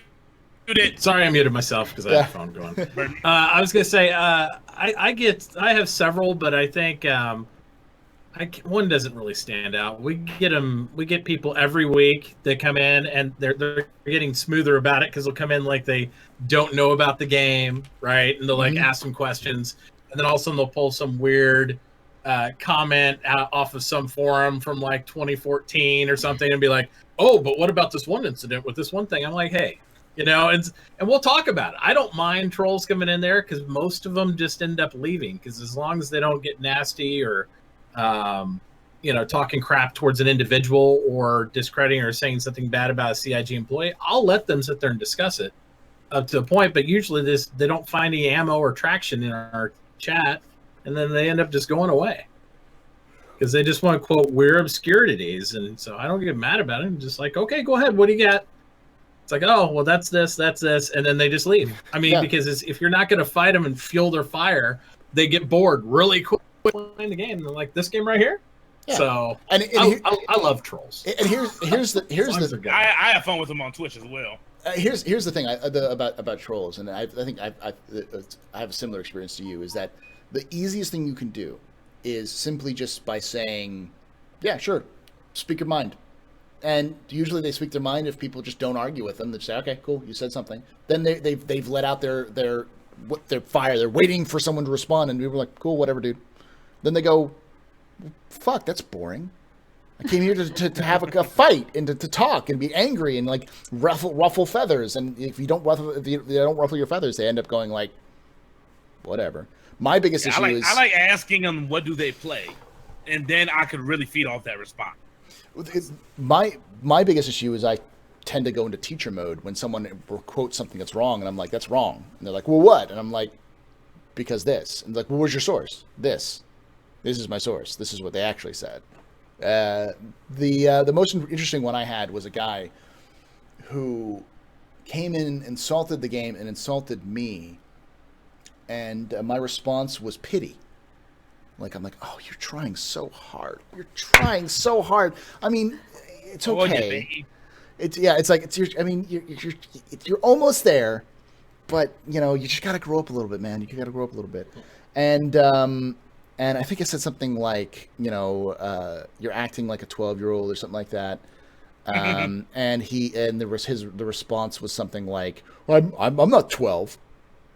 And my response, the second he did that, I was like, I got you so hard right now because you just showed me that you are insecure about your age. So let's do this. And so I just ran him through the ringer. The entire chat ran him through the ringer. And then eventually he just started getting angry and just doing dumb shit like posting like racist and sexist and homophobic stuff. And so we banned him. Then he kept bringing in alts and claiming he's going to report me for this, that, or the other thing. And then he would say something, and then my mods would capture the image of him saying racist, sexist, homophobic stuff, then ban him. But he kept coming back with new alts, and eventually it was like we actually I don't want to ban you. I just don't want to ban you because you're so fun. And he even started getting into it. And he went from being a troll against everything to enjoying himself in the chat. So I felt bad when I banned his ass for the last time for ban evasion, but it had to happen. That's what I like about trolls. I know which guy you're talking about too. I think he came on my channel once. Yeah. It's all fun and games until you start doing lazy shit like it's easy to be insulting someone like personally or using like racist, sexist, or homophobic. That's lazy trolling. Like that's not inventive at all. Get better. Yeah. I mean, how are you going to get the people to pay for the bridge toll if you're just going to be racist and sexist? You have to be imaginative. Yeah. Poetic. All right, different kind of trolls. Poetic Insults Please asks, when a larger ship is being boarded, would it be possible to pump poison gas into a room or a series of rooms to slow down the or kill the boarding party? Yes. Like Neurozine gas from Star Trek. Like they always use fucking Neurozine gas. By the way, I looked up, or not I looked up, they actually mentioned in one of the Star Treks that Neurozine gas is poisonous. Like it's not just a knockout gas; it'll actually kill you. It's a neuro agent. Like, it's like a nerve gas. So when like they pump, like in Star Trek Voyager, at one point like they pump Neurozine gas to kill a ship full of Romulans. And or to knock out a ship full of Romulans, and I'm like, they didn't knock out. You just killed them all. You just killed the entire crew.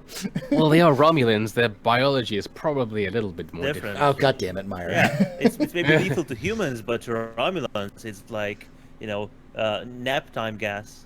Yeah. But like with the whole pumping gases, they haven't told us we can pump in like actual poisons. They have mentioned, however, that you can add or remove different elements from the gas composition and cause people to be knocked out or poisoned that way. Yeah, remove oxygen, add carbon monoxide. Wouldn't most boarding cases wear environmental armor? Probably, but that doesn't necessarily mean that they have to wear, or they could be on a planet, or something like that. So. Next question comes from jlee_astropub_sauce, who asks, would you like to see a 3.0 fully fleshed out? Would you like to see a rough, super buffy version of 3.0 with fixes in due time? I'm going to answer this real quick, and I'll let you guys answer it, but I think I have a good answer that I think we're never going to get a super smooth version of 3.0. Even when it releases, it's going to be super, super buggy. And I think that's the reason why people are kind of upset about the delays, is that they're like, you're going to release you're going to pump something out at the end of December anyways, because you have to, and it's going to be buggy and crappy. Why do it now? Why not do it then? And when you're still going to have the same problems now as you do then, maybe a little bit less bugs and maybe a little bit less bumpy, but you're going to buff it out. It won't be any less of an alpha, yeah. Yeah, you're just going to buff it out in later patches anyways. I mean, think about 2.0. 2.0 was hot garbage when it first dropped, but then within a month they had most of it fixed. Like they spent like most of January and February dropping like 2.0, 2.0.1 and 2.0.2, and they fixed most of the problems. Simply because they weren't focusing on just trying to get it out. So I don't know. I think that's the biggest issues. I'd love to see a super well-rounded, actual like smoothed out release, but I don't think we're gonna get one. Yeah, I think I'm with you. I think it's really hard to. I mean, I know they want to. They built it up, and I know they want to release as close to it just live ready as they can. But you can't simulate this environment. There's no way to internally. You cannot simulate what the internet and doing to a wider audience will do, just like what they had experienced at Gamescom. So I think they get as close as they can, but they need to define their own deliverable. Like, what point do you want it at internally before you execute this? Because I feel like, as they've gone across this last year doing it, it's a sliding scale. And it's whoever, where it's Chris's deal or whoever, it's a sliding scale where they added features. Because I mean, for God's sake, they didn't really feature lock it until what, midsummer? It's still not feature locked. I think it's feature locked now. I don't think they're adding more features because they announced that at least a couple months ago. They're still working on features that they planned on having in there, but they're not in yet. But wouldn't you think you'd feature lock it? I don't know. By the time you miss your first date, like of Christmas. Well, I think it should have been feature locked then, dropped it, and then moved on. For instance, the actual like custom character customization isn't finished yet.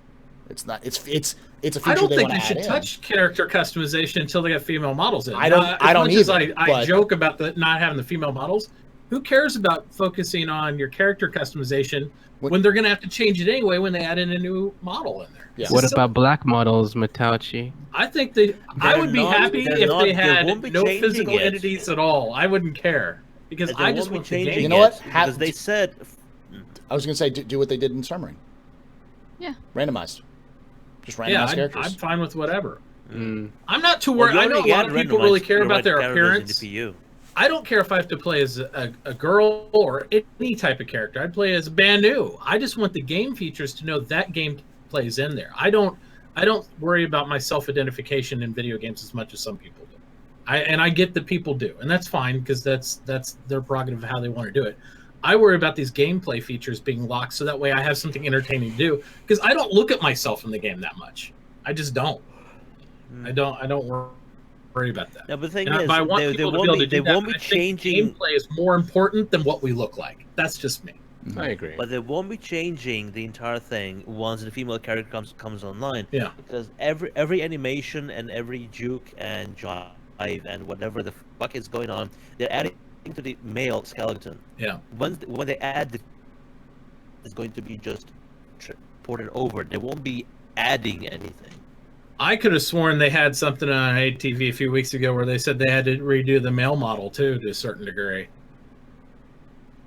That Well, was this months ago. Yeah, but I mean that's still relevant to the. I think they're changing both models. When No, they that add was the female. before 3.0 actually started coming out. well, back to the original question. I mean, it depends on what standpoint. If you're an Evo Kadi, Yeah. I think this build needs to be out now. It should have been out like when they went to Gamescom. Like, oh, we found more bugs. I'm like, oh, you think? Because a larger group play, And they'll find Get even Evo Kadi in. They're going to find even more bugs, and there's no way you're going to be able to smash this shit into perfection. Because now it's getting into like it's the regular release of Star Citizen. Because you're going to just keep finding. Where's the cutoff point? Because it's just going to keep coming. When Evo Kadi comes, those bugs that if they ever do kill, I guarantee it's probably going to multiply by like 20. Yeah. It's going to be even more. And to than be fair, what they if it find. takes a few more weeks or months or whatever to get it playable, that's fine with me. I'm just saying they need to look at this last year and say, okay, how do we define our deliverables? How do we define our cutoff points? And then try to stick with those instead of trying to pack features while they're waiting for something else to get done. That's fine. Work on the next build. Yeah. Because I'm tired of hearing the argument that, well, what are you going to have the rest of the artists and people work on? Work on the next thing. Yeah. You don't have to like add more features into this build, because I love the game and I love all this stuff. But as a former project manager, I would want to suck on the business end of a shotgun over there, because it's like there's no scope. There's like it just constantly. From my perspective, if I had a Gantt chart, it's like they've taken down the Gantt chart now. It's like, oh yeah, don't worry about dates of the grass we had and all that stuff, because you can't do that now. I mean, I was so desperate now. I would have took what Meyer and them played as a 2.7. Yeah. If that's how bad they want to iron out, 3.0, give us what they played at Gamescom. Give us that little piece. Because I mean, this is way too long. Mm-hmm. So I'm at a point I can play some buggy shit because I know it's alpha, but you're gonna have those fucking red warriors over there. I think they need to get it stable now for this build. I'm with them. I'm hanging with them the whole way. Mm-hmm. If it takes till Christmas or whatever, or if they can get it done before CitizenCon, great. Stick with them, but please look at the next build and change your scope of how you're going to deliver stuff. Change how you're going to do it, and try to add on what features you want for this, and lock it way earlier. Don't wait till mid this last summer when most of us think, hey, you're working on the same build, and say, oh, now it's feature locked. I'm like, what do you mean it's feature locked now? That's one of the biggest issues developmentally that I think that CIG has, is they are short-sighted. They don't tend to look beyond the next patch. They look at the next patch and they focus everything on the next patch, and the futures don't matter much. And a lot of people say, well, that's agile or Scrum. I can't remember what it was, but it's I don't care. It's a type of development, and the problem is like, well, it doesn't work long term, because if you're not planning on what's going to be in 2.1, 2.2, or 3.1, 3.2, 3.3, and 4.0, if you don't know exactly what's going to be there, then adding more stuff is just going to cause more problems down the line. If it doesn't make it into the next thing, you push it on to the next one. But the next one has to have this numbers, and then if it doesn't. But make I think agile and those things as a discipline with project management work. But we have to remember, I don't look at CIG as a game development company. Mm-hmm. They're more of a research and development company, because they're inventing techniques and different things that having been done. So there's no way to determine how long it takes to build a feature if nobody's ever made this feature this way before. So they have to be careful about when they add what features to it. They need to have an R&D team figuring out the technique and the feature for the next 3 builds already. They need to have guys doing that, and then they say, okay, now 3.1, we've figured out how these systems are going to work. We're going to add this and this and this in the next one. Not like, okay, now we're on to 3.1. Let's figure out how we're going to do mining. You can't do that. No. I know it just doesn't. It's not going to work because you have no way to figure out when your deliverable is going to come in, and the problem is you're screwing yourself. It's we're with you, CIG, but Yeah, we want you to be able to deliver on a date sometime, because that way we can tell everybody else they're wrong. at a certain point, CIG needs to stop doing, like I've heard the CIG say they reserve the right to make the game better. I think Sure. at a certain point, you need the fans reserves the right to actually play the game, because if you're constantly, I've heard of authors who've spent their entire careers writing and rewriting one book. It's entirely possible for you to constantly work, because perfection doesn't exist. You can never get it perfect, and at a certain point, It'll never be. No, it'll never be perfect. And that's the point. That's the point I was saying. I mean, you could drop it. You could drop 3.0 next year. I guarantee you. I'm saying people who are bitching about it, it's not out. They're gonna say, "Oh, it's still not even polished enough," because it's still an alpha. And these people complain about alpha like it's a full game, and so that's why they're so hesitant to even drop 3.0 as it is now. I remember playing 2.0 when it was fucking broken to shit. We had something to play. Sometimes it'll crash in 5 minutes. It'll crash in an hour, but you at least had something to play. And now, even with the Delta Patcher, you can fix it on the go. Just release what you have now. And we don't even know what those blockers are. It's blockers to CIG. Well, they shift and change, so yeah. Paul, I have to step away for a family matter, though. That's so cool. I gotta walk away real quick. I'll just mute you, or hold on. Let me get your actual. I can mute him. Yeah, you can mute. I'll just get your like close your window real quick. There we go. You're good. Alrighty. So, I'm just getting so tired of people just complaining and complaining and complaining. I think for the sake of how, I mean, we should probably move on to the next question. Because I mean, like, I'm not a game developer, but at the same time, you know, I'm not a developer. I'm not a director, so I can't know what they're thinking, and I can't say what it is that, you know, like, I can only make speculations from here. So I mean, like, it's one thing to kind of like to say, oh, what are they thinking? What are they doing? But, you know, like, I don't know. I think that you know, from here it's kind of like, I understand, but at the same time, whatever. So next question, it's a completely tonal shift here, comes from AskBlaster9000, who asks, will ass over IP be a thing? Inquiring minds must know. Yes, confirmed. Go to the forums. Ass over IP. Ass over IP. Yep. Confirmed. We need How that else are you ASAP. gonna moon them? Procedural mooning technology. Lord of the Meat Rings asks, will there be space cannibalism in Star Citizen? I don't know, so. maybe. I hope not, because I got the juicy bones, and I'm gonna be the first one to go if that happens. Maybe. That's actually something that might be something interesting down the line eventually, kind of thing. There's no reason for it not to be. If they And do that is cooking what those stuff, fan people do, or whatever the fuck they call the nomads. yeah, who knows? They look like they'll fucking eat you. Headclot asks, Bethesda VP of Marketing said they had an unannounced game planned for release in 2017 this year. What do you think it is? Starfield. What? Starfield. Bethesda's VP of Marketing said they had an unannounced game planned for 2017 release this year. What do you think it is?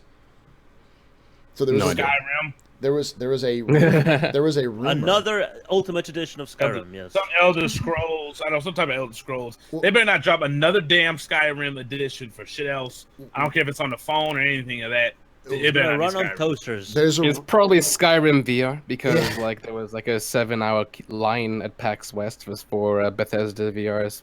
Oh, well, yeah, they got it for PlayStation. Yeah, I don't think they're doing it for PC, unfortunately.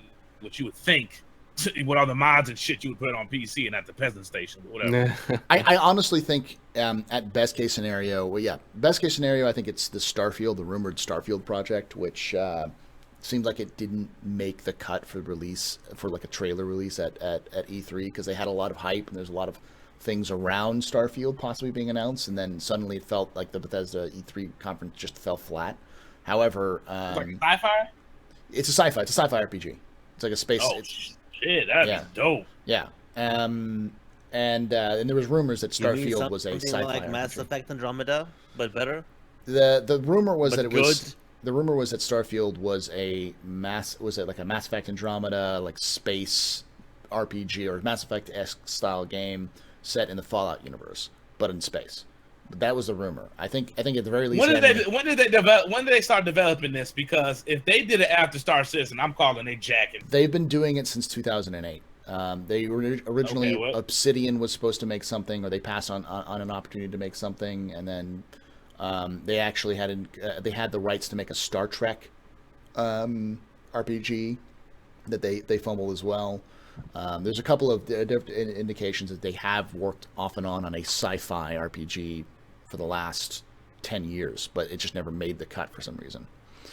But at best it's Starfield. But I think Meyer might be right. It could be Skyrim VR, because that was one of the things that people were expecting was a Skyrim VR announcement, and they never did. So, yeah. I thought they already announced that on Peasant Station. No, they announced Fallout VR and Doom VFR, which is just virtual fucking reality. It's just the latest Doom game, but in virtual reality.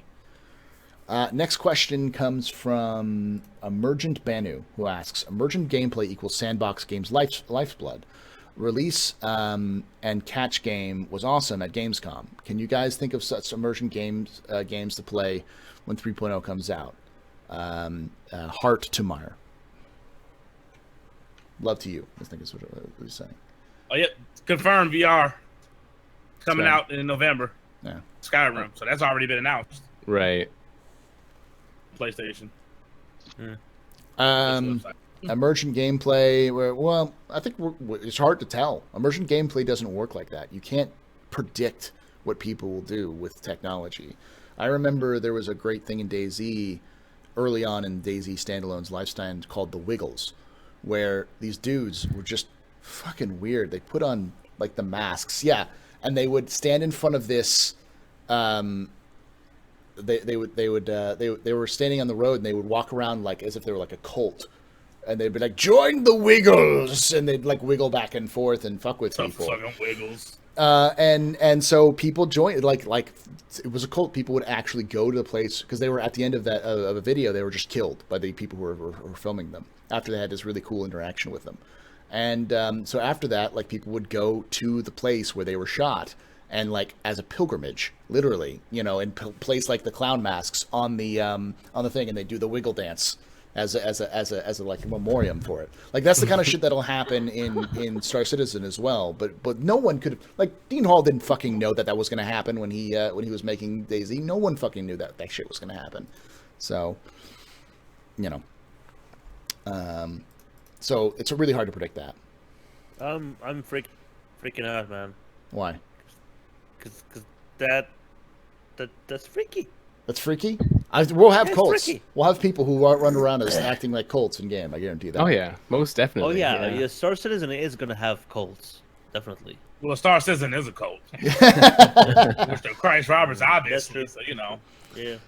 Headclot asks, when will Jay Lee give us the female character model? Tomorrow. He's keeping it all for himself. Yep. He's got it 3D printed as a body color. Oh my god! I hate to say this. I'm going to say this. He's keeping it to himself. It's locked in his basement. And why would he go live on the internet and kiss his own face on the TV if he had the female character locked in his basement? I guess he doesn't need that anymore, does he? He can release it now to the public because he has his face. He's moved on. He has moved on. So next question. Jeremiah. Next question comes from El Walk, who asks, "Is Eden Star the silent majority?" So Eden, are you the silent majority? I don't know. Am I? No. Maybe. By volume, definitely not. She's. I think Gio and I have the majority down by volume. It's a fat joke. If you come watch Eden play, I'm in the silent majority. The real Darj asks, help me, a robot has locked me up and is impersonating me. The real Darj, that's not a question, it's a statement. I'm sorry. Am I robotic now? No, you're good. No, you're fine now. Okay, good. Guns and Glue asks, Only took 4 resets. do you think we'll be able to sell or give a ship to another player in game? Yeah. In game, yes, but not in 3.0. Well, even in 3.0, sure. There are two systems that they've talked about: the ownership system, and then the Physical there's and the legal ownership. ownership. Physical and Yes, that's the one. property. Physical and legal ownership. Yeah, exactly. So you can most likely like kill somebody, steal their ship, and then stock it, and then it's your ship until they report it stolen. Then it's your ship again, and they have to like, lose it or something. So it's all there. I'm interested to see how they'll make it all work. The trading of credits, the trading of ships and stuff. It's things that games like Elite Dangerous have kind of just like avoided entirely. They've just been like, we don't want to deal with this, or how to fix that, solve that issue of like, I don't know, elevating noobs and stuff like that, because it's a sandbox game, right? Mhm. So it'll be interesting to see exactly how you can do it and what limitations they put on it. But I think it's pretty easy how they'll do it in the long run. I think it'll just be some sort of like title ownership, like sign over, and and actually you can actually in 3.0 even they said you'll be able to take the give permissions. So you can give permissions to people. So like you can give your ship to your buddy and just be like you like on the computer give permissions to that to your buddy to do everything on the ship and say good luck, goodbye. Yeah, it's the most infuriating thing ever in Elite Dangerous that even though it's meant to be a multiplayer game, it's more like a game that there are other people in there and there's very limited interaction. It's the fact that you can't give somebody a ship. It's a multiplayer experience rather than a multiplayer game. Yeah.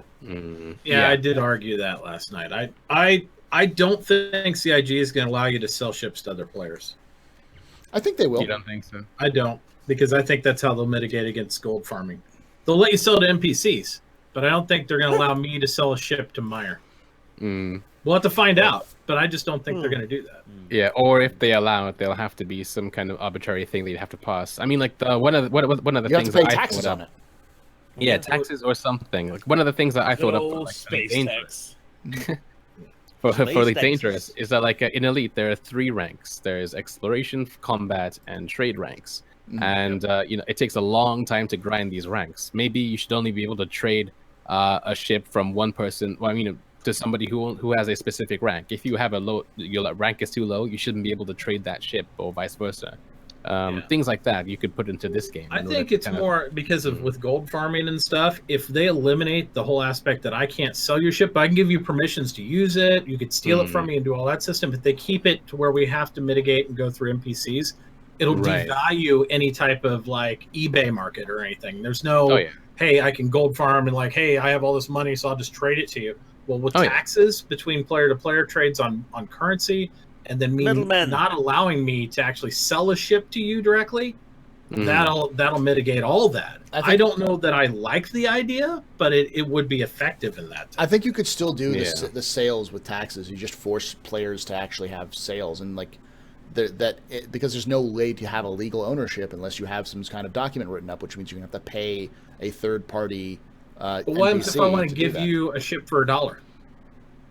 Then you have to pay the taxes for the property that's on that ship. Or but I mean like a father giving his son a car for $1 or whatever. How do they value what the ship's at?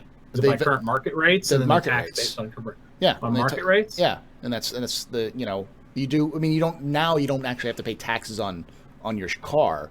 But in the game, it makes total sense to be able to do that. Well, it depends where you live. We pay taxes on our car, property tax in this state, but not in Texas. But only if you purchase them. It's not like you have a property. Do you have a property tax every year that you have to pay because you have a car? Oh, okay. Yes, I do.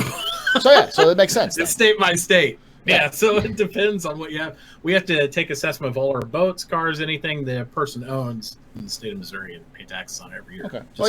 So that makes sense, and that you could do something like that as well. But again, I'm not in support of one metric versus the other, but I just don't think CIG. I think CIG may go the same route like Elite, and some of the other games have flagged up to where they avoid the player to player. Because Chris Roberts was really adamant a couple years ago about we're going to have taxes, we're going to figure out different ways to block this stuff and all these things. I think he's going to really allow a lot of free flow from us to NPCs, and NPCs to us, but he doesn't want me selling Meyer a used ship to undervalue the market of what the NPC sales are or anything like that. In the same way, if you steal a ship, they already said they're going to devalue that so much that it'd be better to take it to Chop Shop and like take the parts off of it than actually sell it. Here's the thing. That would be all fine and good if gray market didn't exist already. I mean, like all that is invalidated because right now I can give you a ship and you can give me $1. The difference, but then you won't. But it'll stop then and maintain a currency flow in their system because there won't be a gray market as much, right? I'm sure you'll still be able to gift people your ships when the game only comes if you out. buy them for cash, which also will go into CIG, right? Sure, but once we have a surplus of ships, and let's say people either quit the game or they're new to the game, that surplus of ships won't be there as much. Like from the gray market, you won't be able to constantly. Like right now, I could buy if I had $20,000, I could buy as many starter packages and stuff as I want. Hold on to them as an eBay seller. Wait for the price to go up, and then say, "Oh, if this ship's no longer available, I can mark it up $50, $100 on eBay." And I'm selling it, and that funds this whole gray market crap that they're doing. Yeah. But if you can't do that anymore, at some point it runs out. And then what's the value of buying the ship out of game? Because you couldn't, even if I bought that ship from XYZ, I can only buy it for personal usage. I could never buy it and flip it over to you. It's locked to my account. Yeah. I understand the whole thing. Sorry, Paul. Yeah. I understand the whole thing, really, about like trying to block gold sellers and stuff. Yeah. I just feel like it's a bit of a cop-out at the same time to basically yield to the gold sellers and strip out something that really is and has been a very, very core part of MMOs for a very long time. Yep. I mean, like, it just, exactly. I agree. I think they're going to do that. Unless I hear differently from CIG, I have that strong feeling that that's the path they're going. I mean, that's fair. But I mean, like, even if you can't trade money, I mean, people will just use the next lowest common denominator to trade as money. I mean, like, think bottle caps. If you can trade. I mean, like, I mean, they have said you can trade. You can trade. I mean, even if there isn't a codified trade table system input just now, you can still drop something and somebody else can still take it. Right. I mean, very much the same way you can in Elite, but in Elite, I mean, they're huge numbers and like trading sucks in Elite anyway. So, and again, I agree with you, Meyer. I hope they don't go that route. I just keep getting that feeling that they are, and I really feel like until we hear something different, I feel like it's something that they'll be able to handle pretty easily. Like the value thing. Here's the real reality of like right now, you buy a brand new 2018 car right now. Mm-hmm. You drive it off the lot, it just devalued. The second you drove that thing off the lot, its value dropped by more than half because that's just the way that it works. It's now used. That through NPCs. You driving it off the lot, if it's between me and Meyer making a transaction, that's up to us. That has no influence on how the NPCs would be outside of taxes, like you said, right? Well, the thing is you may have price ceilings. You could even set a price ceiling. Like if you're going to be trading, if you're going to have a legal transfer over, they could say that you have to pay at minimum this amount of money plus taxes. I know, but if they do that, then what's the difference between that and NPC? I either want some element of free market between player to player, like me and Meyer can make our own decision, or just if they want to cop out and do NPC, just do NPC. Because if they make me pay Meyer a certain amount or make him pay me a certain amount, there was the point of the player trade. Then it's just. It's to give you the freedom and the emotion of doing so. Yeah. I mean, like, but at the same time, cutting out trying to keep out the gold seller. I mean, like. Yeah.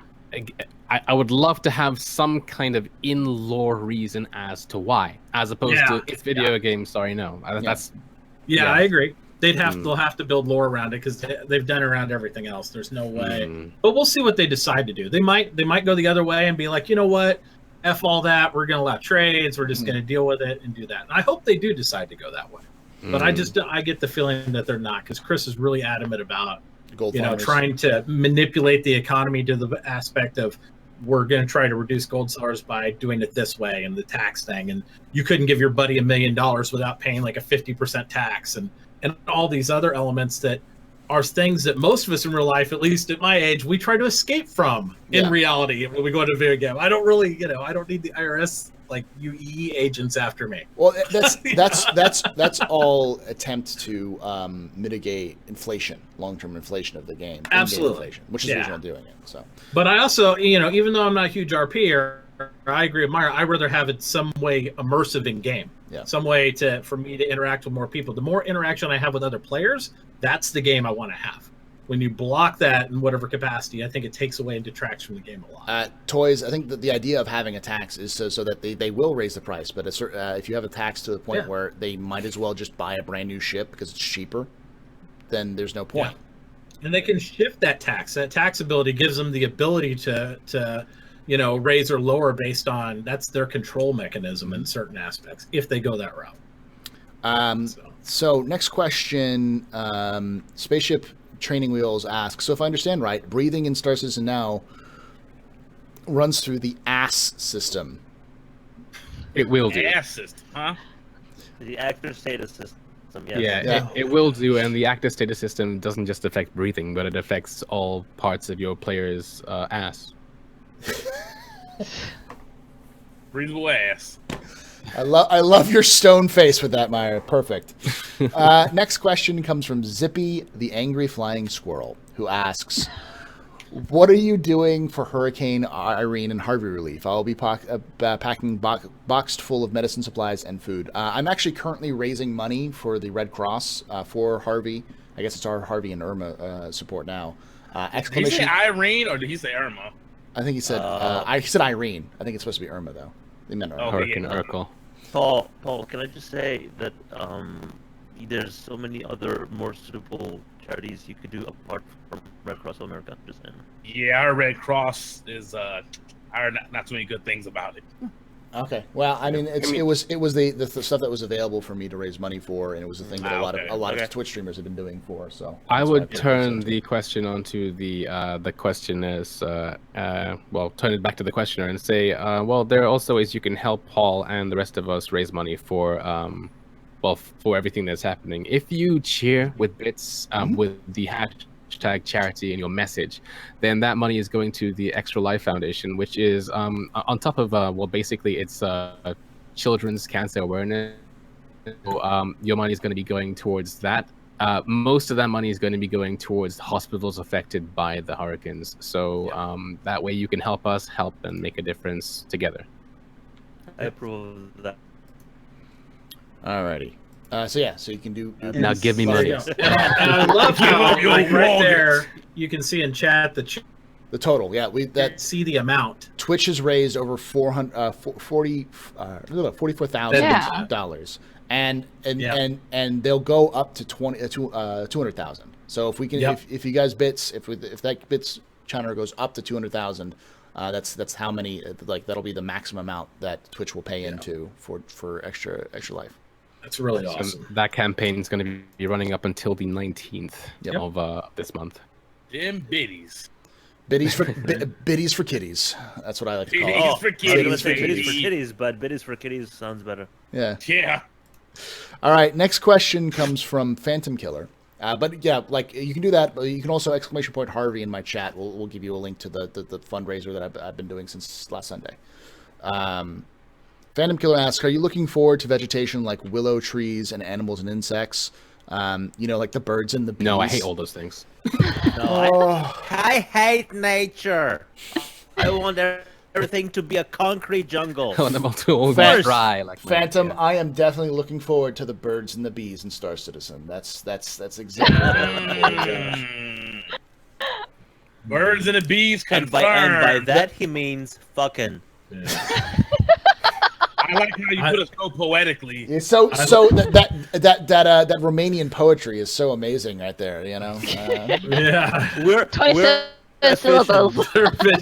So the game is confirmed. M for mature, right? Yeah. Yes. Oh, if that's in there, that's gotta be adult. No, it could be mature still, because whatchamacallit had that.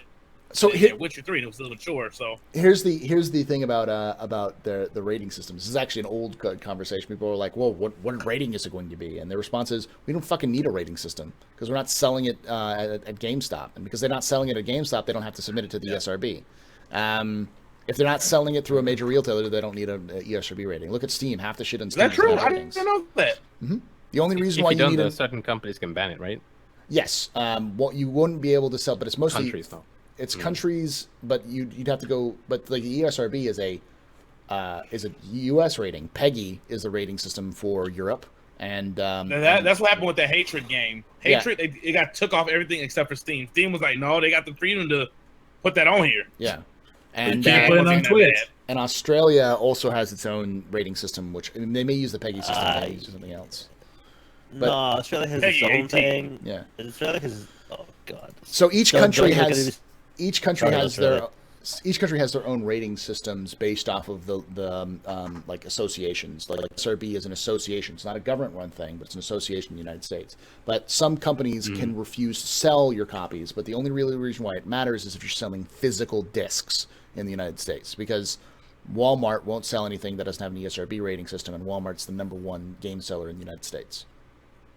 Next to, But then your kid can make a Facebook and see a fucking beheading from ISIS, though. That's the funny thing. Facebook approved. Damn. Next question comes from Mayonnaise015, who asks, "What's your favorite WoW moment from any Star Citizen presentation?" We've got a couple of things left, so we'll just I think the 3.0 demonstration from last Gamescom was great. Not 2017, but 2016 Gamescom. That was my WoW moment, like right there, because it came out of nowhere. We didn't expect it. Yeah. I would go with the I think it was a Syzygon, the Lear 3 swoop in from space down through the trees and the mountain and everything. I think because it was You were just a sitting bit next more to me refined. during that. Yes. just because it was so more refined. Yeah. And it was like, yes, this is what they said they were gonna give us, and they're doing it. Ah. Yeah, I'm with you at 2016 at Gamescom, because at first we didn't think we were going to get procedural planets because they said that was kind of something on the back burner right now, and a guy was able to get this tech implemented in there because it was something he was doing in his spare time. Then boom, they just threw it right at us, and everyone was like, "Whoa!" I think that's the mistake they're trying not to make this year. Was Gamescom blew SitCon out the water when it should have been the other way around. So I'm hoping they're saving their big guns for SitCon. Well, Myra and I will be there. Yeah, Lucky for better or bastard. for worse. I'll be there. Mitt will be there too. Yep. Mitt, Flying over, not baby. Everybody's there. Not me. I'll be at Not me. VerseCon, the AKA biggest, Peasant Con. the I'm just playing. the biggest North American convention, Star Citizen fan convention. And it may actually be, if it comes down to it, it may be the biggest fan convention in the world outside of CitizenCon as well in terms of the size. Because I don't know the actual numbers for the original German SitCon and and BritizenCon. Yeah. So I put my favorite moment in chat. Yes, Mitt got it. you got deleted. Why did you get deleted? Because I get Dragon got it. Well, else got it. He like put it permitted me afterwards. But that was my favorite one. I see nothing but a blank. I see Blink. Yeah, Is he blank again? yeah. Yeah. Oh, it's because it was muted before and now I can't repeat the message. It's like you said the same thing again, Mitachi. Ooh, you're in trouble now. We'll wait for it. All I say is How about you, Brian Eden? Chambers. What did we do? Oh, the explosion. Yes, there we go. Yes. Awesome. Yeah, the explosion was my favorite. Ah.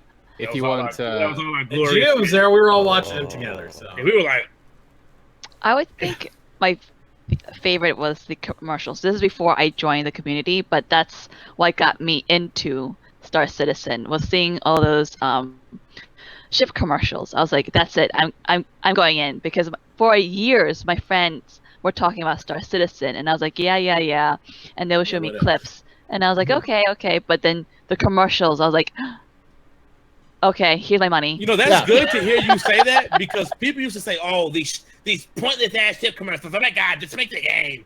And there you go, you got the game because of the ship commercials. No, I mean, I think what's honestly, your favorite commercial, Eden Star, though? Because the commercials show that the CIG is thinking about the persistent universe, what the world is going to be like, and all these commercials have different shows each manufacturer their with style. their own brand. Yeah. Yeah. And that's like a level of detail that you might not see in other games. Usually in other games, they'll make sure you hey, those ships you have done. Yeah. But in Star Citizen, it's like Origin, sexy ship. Mhm. For a sexy Versus like a like- BMW commercial. versus like the Aurora, like which is just like, hey man, you're getting an Aurora. Congratulations, 16-year-old fellow 16-year-old kid. your Kia Sorento or whatever. Yeah, And exactly. the Freelancer was a freaking Ford commercial, like just Yeah. spot on pickup Back- truck. Just Bill- like Bill a rock. is tough. Yeah. Oh, like a rock. You know. What was your favorite commercial though? Is what Darj asked. Eden. Oh, I would have to say I love the Origin and the. I don't know. I love them all because they're all different, right? I still want my Retaliator one that was a stretch goal, and I'm about to complain on the forums about it. Retaliator commercial. I love. It was supposed to be. That was a stretch goal. I love the Freelancer. Love the Origin ships. I love the what was it? Aegis. Aegis commercials are great too. Brands. My favorite is the RSI, the Constellation Aquila, My Oh, because that's it just okay. speaks to me as an explorer. I just, Oh yeah. What I- It showed the planet side stuff too. what I really liked was the commercials they I actually mean, did for Gamescom. when everything was just faked, Yeah. everything in that commercial was fucking faked. Uh, But now they could redo it shot for shot mhm. in engine, real time. With And with I face over wanted to do IP. that, but they won't. Yeah. Face over IP for those aliens Yeah. with the bones and shit. No, but I actually like the because they're continuing to do that. Like the Ursa rover commercial was really good. It felt like a commercial you'd see on a YouTube or on like a TV, like a 30-second clip. Because it's very simple if it gets the point I need across. to rewatch that. Yeah, but Same- I like the And it was the transition. cuts, like it was They were very- transition, and you transition to different styles. And then the Drake was also good with everything. It's like rotating around and everything's still, but you get the Reminded me idea of of the what's going on. Deadpool movie intro. Oh, Yeah. yeah. That, I even really You're like right. the Dragonfly commercial, right? Because they did That's they the one, incorporate all these Yeah. all these different styles where it's like a freeze frame on one, and the other one's like this is a sexy ship, you know. So it Yeah. really gives you a variety of brands and perspectives on stuff. I think it's really cool how they do it. yeah, it's almost as if every brand has its own marketing company. Yeah. So the next question Big comes. ass boobs. Next question comes from Aldo Brink, who asks, "How much do you think there will be how much do you think it will be to do at a landing zone like Terra?" It seems like they'll How give much? Yeah, because he's saying it seems like there'll be like a wow factor for at a place like Terra because you're coming in and it's a huge city. So he's asking, wondering like how much would it just be the standard weapons, clothes, ship buying places, or will there be special places on Terra that you can only go to get special items or products? We'll see when we get there. I mean, I still don't understand the question. Like, how much? I don't understand. So like I in like a landing. The variety of things to do at a landing. Well, I mean, ArcCorp is it's the beta for all that kind of stuff. So you'll see permutations of that basically, just dotted around. You might see like maybe one or two different types, maybe different different to what we have in ArcCorp, but they're similar archetype basically. They talked about procedural cities. Erin did at Gamescom, so you'll probably be able to see all that. You might be able to go to some of it, but it'll just be more of the same. It Just just prettier. depends on how well they can detail it and how they can obfuscate the fact that you're actually closed into a very specific area. Like in Deus Ex, what's the new one? Not the Human Revolution. What was it? Was it Human Revolution, the new one? No. Yeah, I can't remember what it was though, but I know what you're Right, talking yeah. about. Yeah, but you fly over to that like shanty town that's outside the big Shanghai, whatever it was. And that was very well done as like an example of like a rundown landing area that you could visit because it was very varied, Very varied. English. Very varied. Yes, very varied. And it seemed like you could go anywhere, even though you were very limited in where you could actually go. Which is because it was quite difficult to get to other areas.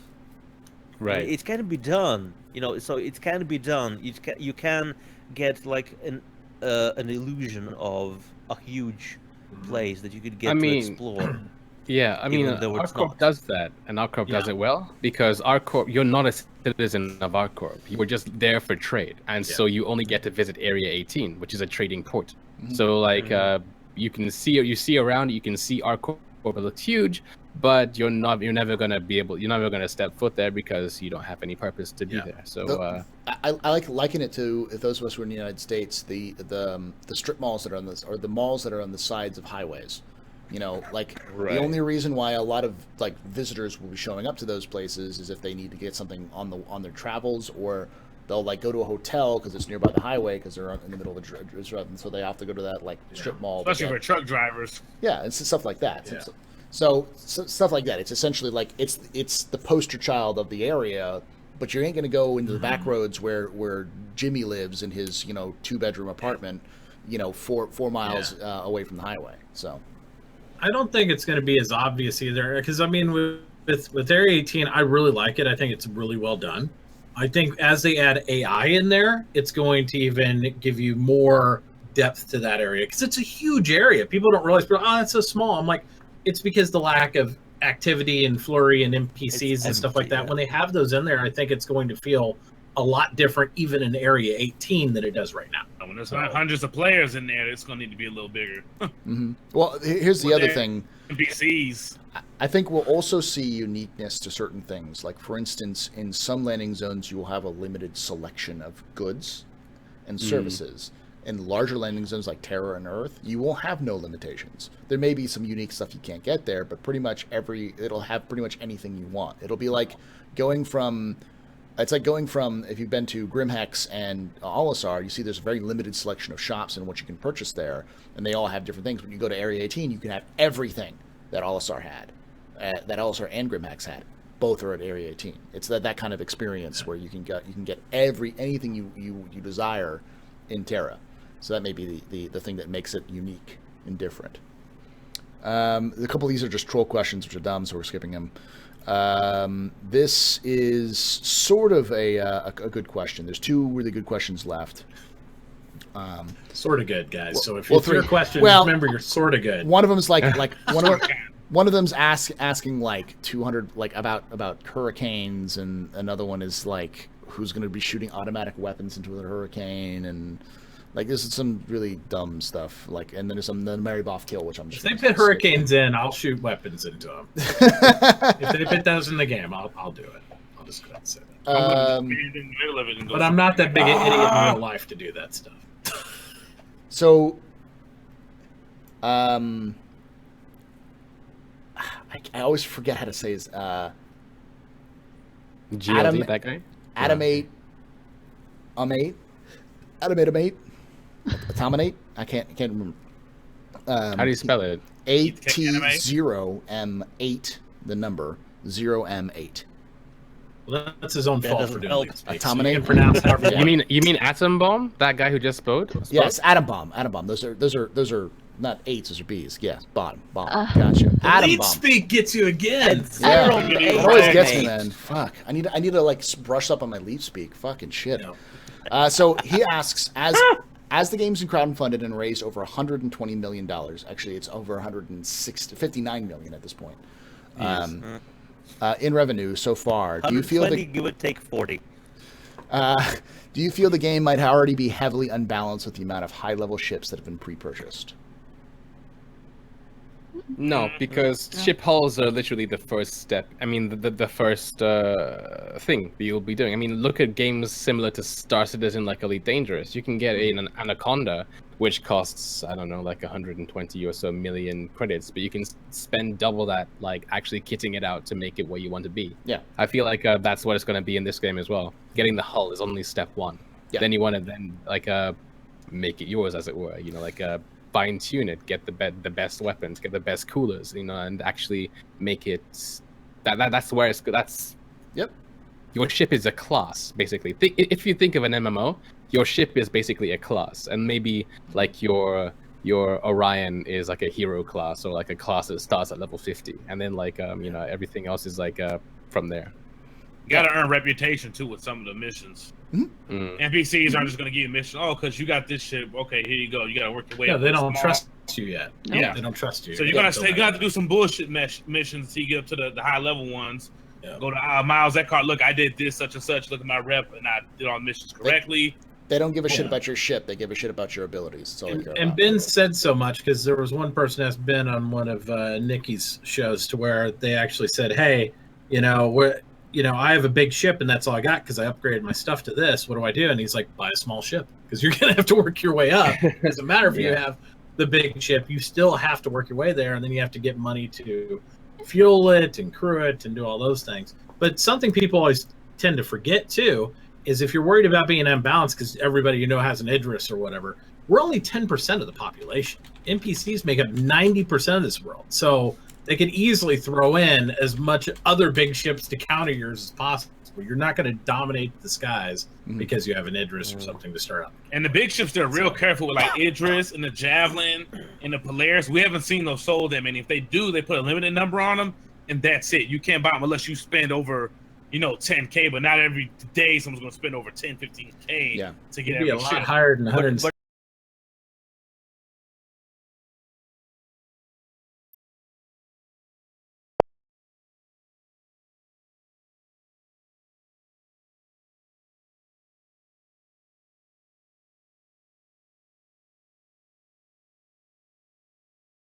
You gotta have money to run it. Or you have a. I am so Ronry. or you have a fleet of newbies in their Auroras, which land in your hangar bay and then run up and shoot you in the back of the head because you're a dumbass and you have no crew, and I can just fly into your goddamn hangar bay. Or you getting could join a bigger Yeah. end game ship doesn't mean you win. Yeah. It No. means you're even more fucked than you were before. Yeah, I think. Or you have a ship and you just have to work your ass off to getting the money to run it. So you could say, "Hey, I have this gigantic ship, but I can't afford to do anything. Can I join your crew and do some missions and you pay me?" Adam Baum elaborated with it. He says, "I'm more concerned about the high-level clans that are essentially fully kitted. They're not, though. They're only fully hulled, not fully kitted. Yeah. Like Javelin's not fully kitted when you buy that. The only so you can't. Yeah, the only ship that I think that has a full armament load that's a capital ship is the Idris M, and they sold very few of those. And even if one organization had all of them, it's still not gonna be, because you still need to be able to crew it, you still need to have coordination with it, and then on top of that, what's the goal of that guild? Like, say Test. What does Test want to do? If Test is, just because they have a lot of people. That wants to have fun. Yeah, but if just because Test just wants to have fun. just because Test has a huge amount of people doesn't mean that they can effectively wield those people in any meaningful way. Also, there needs to be something they want to do. If Test was to effectively wield everyone to go squat on a pirate system and just control it, that doesn't mean they're going to control all of that system. It means that they're going to attract a lot of attention for other groups. The purpose of large organization play is late game stuff because you get bored because you've done everything else, so you just try to see what you can do with other people. It's the emergent stuff. It's like, how can I make more money or fuck with other people to have fun? And a lot of these ships that get sold are not the best weapons. I mean, they're just get by weapons. You gotta earn. Super Hornet loadout sucks. The Super Hornet loadout is balls. It has like 3 different fucking reticules, and none of those damage do very well. Like, come on. And to be fair, if they go into like the control, like area control, or they go into like station control and all that stuff's going to happen in more of the outlying systems than it is the interior systems. So the only place that large organizations are going to be highly effective with their numbers is going to be out there. And CIG's already hinted towards the counterbalance of that. If somebody gets too dominant in an area, they'll just have, I don't know, a Vandal raid come through or something like that. And they'll be like, "Oh, you got 10,000, where's 20,000 Vandal? Good luck." Here's the southern fleet of the UAE. Make it fun and UAE. emergent to where people want to work together. Yeah. I think. But we got to get above 24 players for big orgs or even. Yeah, we even had to kit that stuff. You can't even man a single Idris. Exactly. Oh my god, I almost said Idris. I'm out of here. Idris Elba. Just push yourself away from the mic. It's over. What was that, Eenstar? I'm sorry. You're saying something? You have alliances too. If Yeah. a Yes. org is dominating a certain sector, hey, I'm getting tired of this guy's like stopping us. Let's team up and, do a mission or an op. And also, just because an org has a lockdown in an area doesn't mean that it can lock down everything. There'll be people who will be able to freaking Han Solo it and like blockade run and to get stuff done. So, all right. So the last two questions we have are actually that are some of them are fairly like good questions. And when I say fairly troll or semi troll, I mean like there's having fun and there's some seriousness into the question. This one is actually a really good question. It's a technical question. Are they going to add attack drones or defense drones in game? And I believe the answer is. I believe the answer is yes. I think so. I think like the character actually has drone base in it in design. So. Mm-hmm. I believe it's designed. Scout drones or the attack drones? The Carrick and Reclaimer have drones. Yeah, but I don't think like they're ship attack drones, so you can like launch them, or is like a personal drone that you can have like on your back and just launch and then. Todd Pappy the once drones, mentioned. the drones on the whatchamacallit pretty big. They're like the fucking robot off of Empire Strikes Back with the one that Han Solo shot. They kind of look like on the size of that coming out the Claimer. In January, in the happy hour that I was in, Todd Pappy mentioned that he had plans for drones in FPS. Nice. Cool. It doesn't mean it's going to be in. He's a director, so like that's his plan. What comes out in the end of the day is a different story, though. We'll see what happens with drones. I think drones. We're not going to see a situation where drones are not piloted. You're not going to have an auto drone which goes on its own AI stuff. A drone is going to be piloted by a player. They don't. Yeah. They don't like autonomous AI. They like AI that supports the player, not operates and does stuff for the player. Yeah, I think that's the heart of the question. Is that like, will you have like fleet or force multipliers where you don't have to No have a win player? button for you, sir. No solo gameplay like that. So the last question is from Spaceship Training Wheels, who asks a pretty good question. Tony Z has a background in hedge funds. Do you think that he's going to have heavy personal investment in not letting players break the Star Citizen economy and AI simulation? He says only partially joking. Yeah, no, he does. That's why he came out of retirement. It's kind of where the whole 1 to 10 thing also comes in as well. Players will never really be able to influence the economy in that sort of way because we just don't have the numbers for it. I mean, that being said, though, I mean, in planet Earth, I mean, what are the 1%, right? I mean, like, like the 1% of people have like a lot of money. So I mean, you could try and become a 1%er in this game, but it'd take a lot of effort, wouldn't it? Yeah. I imagine that all the 1% will just be NPCs that you do like VIP trade missions with and stuff. I mean, escort missions. Yeah. I think Since they control 90% of the characters in the game, all the other things, they could even, without doing a 1% thing, they could have 90% influence the economy back the other way against you pretty easily. That's the concept, right? Yeah. But I think it's going to be even by design. No matter how rich the player base gets, they can make the NPCs be richer and have the NPCs have the 1%, no matter how rich players get. Yeah. Because they have control. And I think, because the NPCs are giving the quests at the end of the day, they'll always be able to they'll always be the ones who get the most benefits, and then the player just gets whatever is left. Which I'd like to see us be able to do minor influences, like system-based, limited. Like you run a blockade, you can see prices kind of go up, but you're never going to be able to stranglehold the market. They'll never allow that. Like a planet or a moon might be able to get blockaded, but like a full for a system, little while until somebody calls in somebody else or an NPC and they mitigate that. But you'll get minor influences here and there, so you'll feel your impact on the verse. But you're not going to be able to do like Eve, where it's like a large alliance will buy up all the things and you're just hosed. And that's the way it is. So. I mean, they wanted something similar because, like, for systems, because like even if you can't like do it everywhere, like there will be like an economic flow, and so like a system that's experiencing a boom, you will see the NPCs, they'll all be hoity-toity and like be dressed well, and there'll be less trash, and vice versa. So they have plans for it, but how much people can influence it's a different story. We'll just have to see. Yeah. Alrighty, well that was the last question. Thank you guys so much for hanging out with us here tonight. If you hit ! Pod follow, which I only did it for 4 hours. Yeah, 3.5. 3.5. Still good. Only 3.5. Only 3.5. And Gonna go to bed now. follow Eden. There we go. And that one as well. Make sure you follow everyone here who's hanging out. Give them a follow. We do this. If you guys are watching this from YouTube, we do this live every Saturday at 3 p.m. Pacific, 6 p.m. Saturday. Eastern, 11 p.m. GMT or BST. So, 10 p.m. GMT. Don't go into the light. It is now 3 in the morning. Yes. So please do check this out live if you have a chance to. Thank you guys so much for hanging out here. And like I say every night, hope to see you again soon. But if I don't, hope to see you someday in the black. Have a good night, guys.